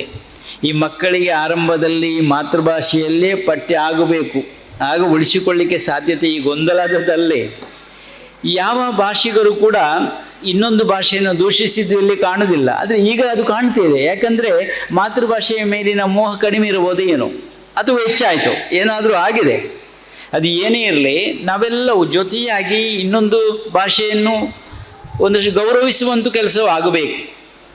ಈಗ ಆಂಗ್ಲ ಮಾಧ್ಯಮದಲ್ಲಿ ಪಾಠ್ಯ ಆಗ್ತದೆ, ಹಾಗೆಂತ ಕನ್ನಡವನ್ನು ಮರೀಲಿಕ್ಕಾಗ್ತದ? ಅದನ್ನು ಬಿಡಲೇ ಇಲ್ಲ ನಾವು, ಕನ್ನಡವನ್ನು ಮೊದಲಿಟ್ಟುಕೊಂಡು. ಯಾಕಂದರೆ ಕನ್ನಡವನ್ನು ಮರೆತರೆ ಒಂದಷ್ಟು ಸಾಹಿತ್ಯ ಎಲ್ಲ ಗೌಣ ಆಗಿ ಹೋಗ್ತದೆ. ಆಂಗ್ಲ ಭಾಷೆಯಲ್ಲಿ ಕನ್ನಡಕ್ಕೆ ಪರ್ಯಾಯವಾಗಿರುವಂಥ ಶಬ್ದಗಳು ಸಿಕ್ಕುವುದಿಲ್ಲ ನಮಗೆ. ಆಗ ಏನು ಮಾಡಲಿಕ್ಕೆ ಸಾಧ್ಯ ಆಗ್ತದೆ? ಒಂದಷ್ಟು ಈ ಶಾಲೆಯ ಸಮಯದಲ್ಲಿ ಆ ಕನ್ನಡ ಸಾಹಿತ್ಯವನ್ನು ಬೆಳೆಸುವಂತಹ, ಅಥವಾ ನಮ್ಮ ವೇದ ಭಾಷೆಯಲ್ಲಿರುವಂಥ ಸಾಹಿತ್ಯಗಳು, ಸಂಸ್ಕೃತವನ್ನು ಕೂಡ ಒಂದಷ್ಟು ಅಳವಡಿಸಿಕೊಂಡಾಗ ಜ್ಞಾನಪೂರ್ಣತೆಗೆ ಅದು ಅವಕಾಶ ಮಾಡಿಕೊಡ್ತದೆ. ಅದನ್ನು ಇಲ್ಲಿ ಬೆಳೆಸಿಕೊಂಡು ಬರುವ ಒಂದು ಪ್ರಯತ್ನ ಆಗುತ್ತಾ ಉಂಟು. ಅದು ಸಂಸ್ಕೃತ ಪಾಠವೂ ಇದೆ, ಒಂದಷ್ಟು ಕನ್ನಡವೂ ಇದೆ. ಇನ್ನು ಬೇಕಾಗಿರುವಂಥ ವಿಷಯಗಳನ್ನು ಜೋಡಿಸಿಕೊಳ್ಳೋ ಪ್ರಯತ್ನ ಮಾಡ್ತಾ ಇದ್ದೇವೆ. ಅಂತೂ ಮಕ್ಕಳ ಆಸಕ್ತಿಯನ್ನು ನೋಡಿಕೊಂಡು, ಒಬ್ಬ ಶಿಕ್ಷಕಿ ಆಗಿರ್ತಾನಂತಂದರೆ ವಿದ್ಯಾರ್ಥಿಯ ಮನೋಸ್ಥಿತಿ ಏನು ಅಂತ ಅರಿತು ಅವನಿಗೆ ಪಾಠವನ್ನು ಹೇಳಬೇಕು. ಕೆಲವು ಶಿಕ್ಷಕರು ಆ ಸಂಬಂಧವಿಲ್ಲದ ಹಾಗೆ ಇರ್ತಾರೆ, ಎನ್ನವೀತೆ ಅಂತ. ಹಾಗೆಲ್ಲ ಸ್ವಲ್ಪ ವಿಸ್ತಾರವಾಗಿ ನಮ್ಮನ್ನು ನಾವು ಬೆಳೆಸಿಕೊಳ್ಳಬೇಕು ಅಂತ. ಇಲ್ಲಿ ಅದೆಲ್ಲ ನೀವು ಅದನ್ನು ಬೆಳೆಸಿಕೊಂಡು ಬರ್ತಾ ಇದ್ದೀರಿ, ನಮಗೂ ಸಂತಸ ಇದೆ ಅಂತ ಹೇಳುತ್ತಾ, ಸಂಚಾಲಕತ್ವ ಒಂದಷ್ಟು ಗಟ್ಟಿಯಾಗಿರಬೇಕು ಅಂತ ಈಗಾಗಲೇ ಅದರ ಬಗ್ಗೆ ಹೇಳಿದರು. ಓಡಾಟ ಮಾಡ್ತಾರೆ, ಅವರು ಕ್ರಿಯಾಶೀಲರಾಗಿದ್ದಾರೆ, ಎಲ್ಲದರಲ್ಲೂ ಒಂದಷ್ಟು ಚುರುಕುತನವನ್ನು ತೋರಿಸ್ತಿದ್ದಾರೆ. ಅದು ಬೆಳವಣಿಗೆಗೆ ಪೂರಕವಾಗಿದೆ ಅಂತ ನಾವು ತಿಳ್ಕೊಳ್ತೇವೆ. ಜೊತೆಗೆ ಮುಖ್ಯ ಉಪಾಧ್ಯಾಯರು ನಮ್ಮ ಜೊತೆಗಿದ್ದಾರೆ. ಅವರು ಏನು ಅಂತಂದರೆ, ಹಿಂದೆ ಆರಂಭ ಮಾಡಿರುವಂಥ ಇಲ್ಲಿ ಶಾಲೆ ಆರಂಭ ಆಗುವಾಗ ಒಬ್ಬರು ಮುಖ್ಯೋಪಾಧ್ಯಾಯರು ಇದ್ದರು, ಆಮೇಲೆ ಕೃಷ್ಣ ಭಟ್ರು ಅಂತ ಇದ್ದರು. ಇನ್ನೊಬ್ಬರು ಹಿರಿಯವರನ್ನು ನಾವು ಜೋಡಿಸಿಕೊಂಡಿದ್ದೆವು, ಜನಾರ್ದನ ಶೆಟ್ರವರನ್ನು. ಈಗ ನಾನು ಮೊನ್ನೆ ಎಲ್ಲಿ ಮಾತಾಡೋಕೆ ಒಬ್ರು ಹೇಳ್ತಾರೆ, ಜನಾರ್ದನ ಮಾಸ್ಟರ್ ಭಾರಿ ನಿಷ್ಠದ ಮಾಸ್ಟರ್ ಮಾರ್ರಿ, ಯಾರನ್ನ ಕೈಗೆ ತಿಕ್ಕೊಂಡ ವಾಜೋಕ್ಲ ಸರಿ ಆಪಿರು ಅಂತ. ಅಂದರೆ ಅವರ ಮಕ್ಕಳೇ ಇಲ್ಲಿ, ಮಗಳೇ ಒಬ್ಬರು ಇಲ್ಲಿ ಮುಖ್ಯೋಪಾಧ್ಯಾಯರಾಗಿದ್ದರೆ ಅದೇನೋ ಒಂದು ರೀತಿಯ ಸಂಬಂಧಗಳಿರ್ಬೋದು ಅಂತ ನಾನು ತಿಳ್ಕೊಳ್ತೇನೆ. ಜೊತೆಗೆ ನೈತಿಕ ಪಾಠವನ್ನು ಮಾಡ್ತಿದ್ದದ್ದು ಅವರೇ. ಆಗ ಅದಕ್ಕೂ ಪೂರಕವಾಗಿ ಮಾತಾಜಿಯವರು ತಾನೇ ಹೋಗ್ತಾರೆ ಶಾಲೆ ತರಗತಿಗಳಿಗೆ. ಒಂದಷ್ಟು ಆ ಕಾರ್ಯವನ್ನು ಮುಂದುವರಿಸಿಕೊಂಡು ಬರ್ತಾ ಇದ್ದಾರೆ. ಆರಂಭದ ದಿನದಲ್ಲಿ ಒಂದು ಕೋಣೆಯಲ್ಲಿ ನಾವು ಆರಂಭ ಮಾಡಿರುವಂಥದ್ದು ಈ ತರಗತಿಯನ್ನು. ನಮಗೂ ಏನು ಅಂತ ಹೇಳಿಕೊಂಡು ಒಂದಷ್ಟು ಪರ್ಮಿಷನ್ ಅವತ್ತು ಬಂದಿದೆ, ನಮ್ಮ ಕೈಗೆ ಸಿಕ್ಕಲಿಲ್ಲ. ಆರಂಭಕ್ಕೆ ದಿನ ಮಾಡಿದ್ದೇವೆ, ಉದ್ಘಾಟನೆ ಮಾಡಬೇಕಾದ್ರೆ ಪರ್ಮಿಷನ್ ಬೇಕಲ್ಲ, ಕೈಗೆ ಸಿಕ್ಕಲಿಲ್ಲ. ಸರಿಯಾಗಿ 11 ಗಂಟೆಗೆ ಆರಂಭ ಅಂತ ನಾವು ದಾಖಲೆ ಮಾಡಿದ್ದೆವು ಆಮಂತ್ರಣ ಪತ್ರಿಕೆಯಲ್ಲಿ. ಎಲ್ಲಿಂದ ಬಂತು ಅಂತ ಗೊತ್ತಿಲ್ಲ, ಕೈಗೆ ಲಗೊಟ್ಟೆ ಬಂದು ಸೇರಿತು. ಆದರೆ ಆ ಹೊತ್ತಿಗೆ ಸೇರಿದೆ ಮಾತ್ರ, ಅದೊಂದು ಸಂತಸ.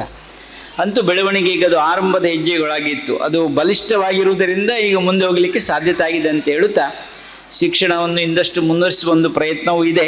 ನಾವು ಕಳಿಸಲು ಹೇಳಿದ್ದೆವು, ಒಂದಷ್ಟು ಏನೋ ಸರ್ಕಾರದ ಶಿಕ್ಷಣ ನೀತಿಯಲ್ಲಿ ಬದಲಾವಣೆಗಳು ಇರುವುದರಿಂದ ಯಾವುದನ್ನು ತಗೊಳ್ಬೇಕು, ಯಾವುದನ್ನು ಬಿಡಬೇಕು, ಯಾವಾಗ ಬದಲಾವಣೆ ಆಗ್ತದೆ, ಯಾವ ಪಠ್ಯಗಳು ಬದಲಾಗ್ತದೆ ಅಂತ ಗೊತ್ತೇ ಇಲ್ಲ.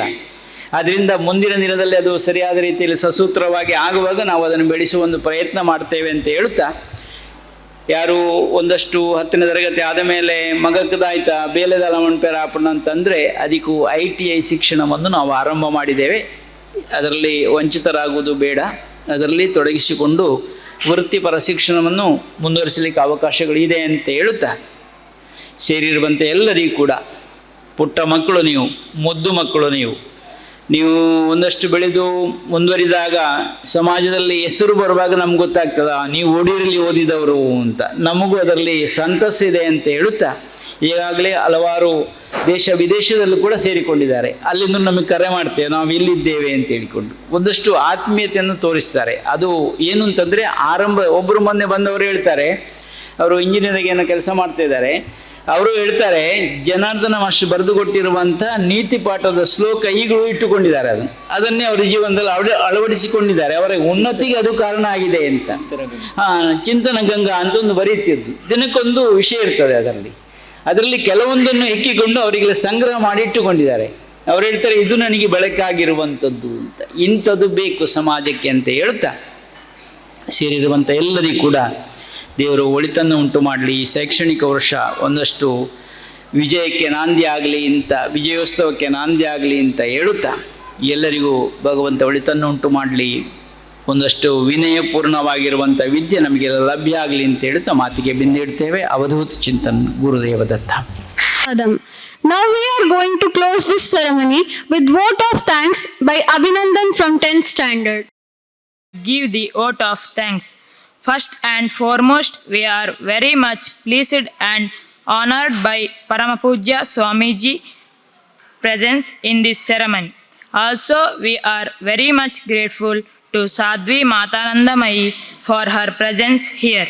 We thank our guest Shri Yashwant Vitla for coming to this function. We thank Srimati Kasturi, who is president of our Matra Mandali. Also, our thanks to our school correspondent, headmiss, and all teachers for their guidance. We thank all the parents who have taken their time for this occasion.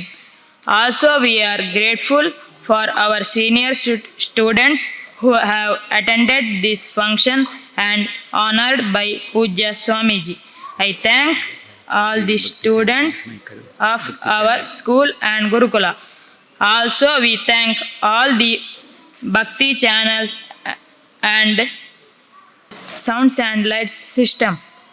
Thank you. In the celebration with Shanti Mantra, all parents are requested to take bhojana in the nearby building. Sarve santu niramaya, sarve bhadrani pashyanto, ma kasya dukkha bhag bhavet.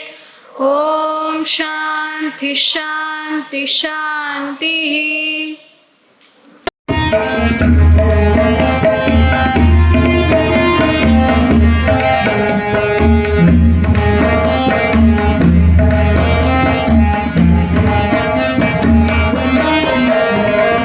ಬನ್ನಿರಿ ಚಿಣ್ಣರೆ ವಿದ್ಯಾಪೀಠಕ್ಕೆ ಅಕ್ಷರ ಜ್ಞಾನವ ಪಡೆಯೋಣ. ಬನ್ನಿರಿ ಚಿಣ್ಣರೆ ವಿದ್ಯಾಪೀಠಕ್ಕೆ ಅಕ್ಷರ ಜ್ಞಾನವ ಪಡೆಯೋಣ. ಶ್ರೀ ಗುರುದೇವರ ಶರಣಕ್ಕೆ ವಂದಿಸಿ ಸಾಕ್ಷರರಾಗಿ ಮೆರೆಯೋಣ. ಶ್ರೀ ಗುರುದೇವರ ಶರಣಕ್ಕೆ ವಂದಿಸಿ ಸಾಕ್ಷರರಾಗಿ ಮೆರೆಯೋಣ.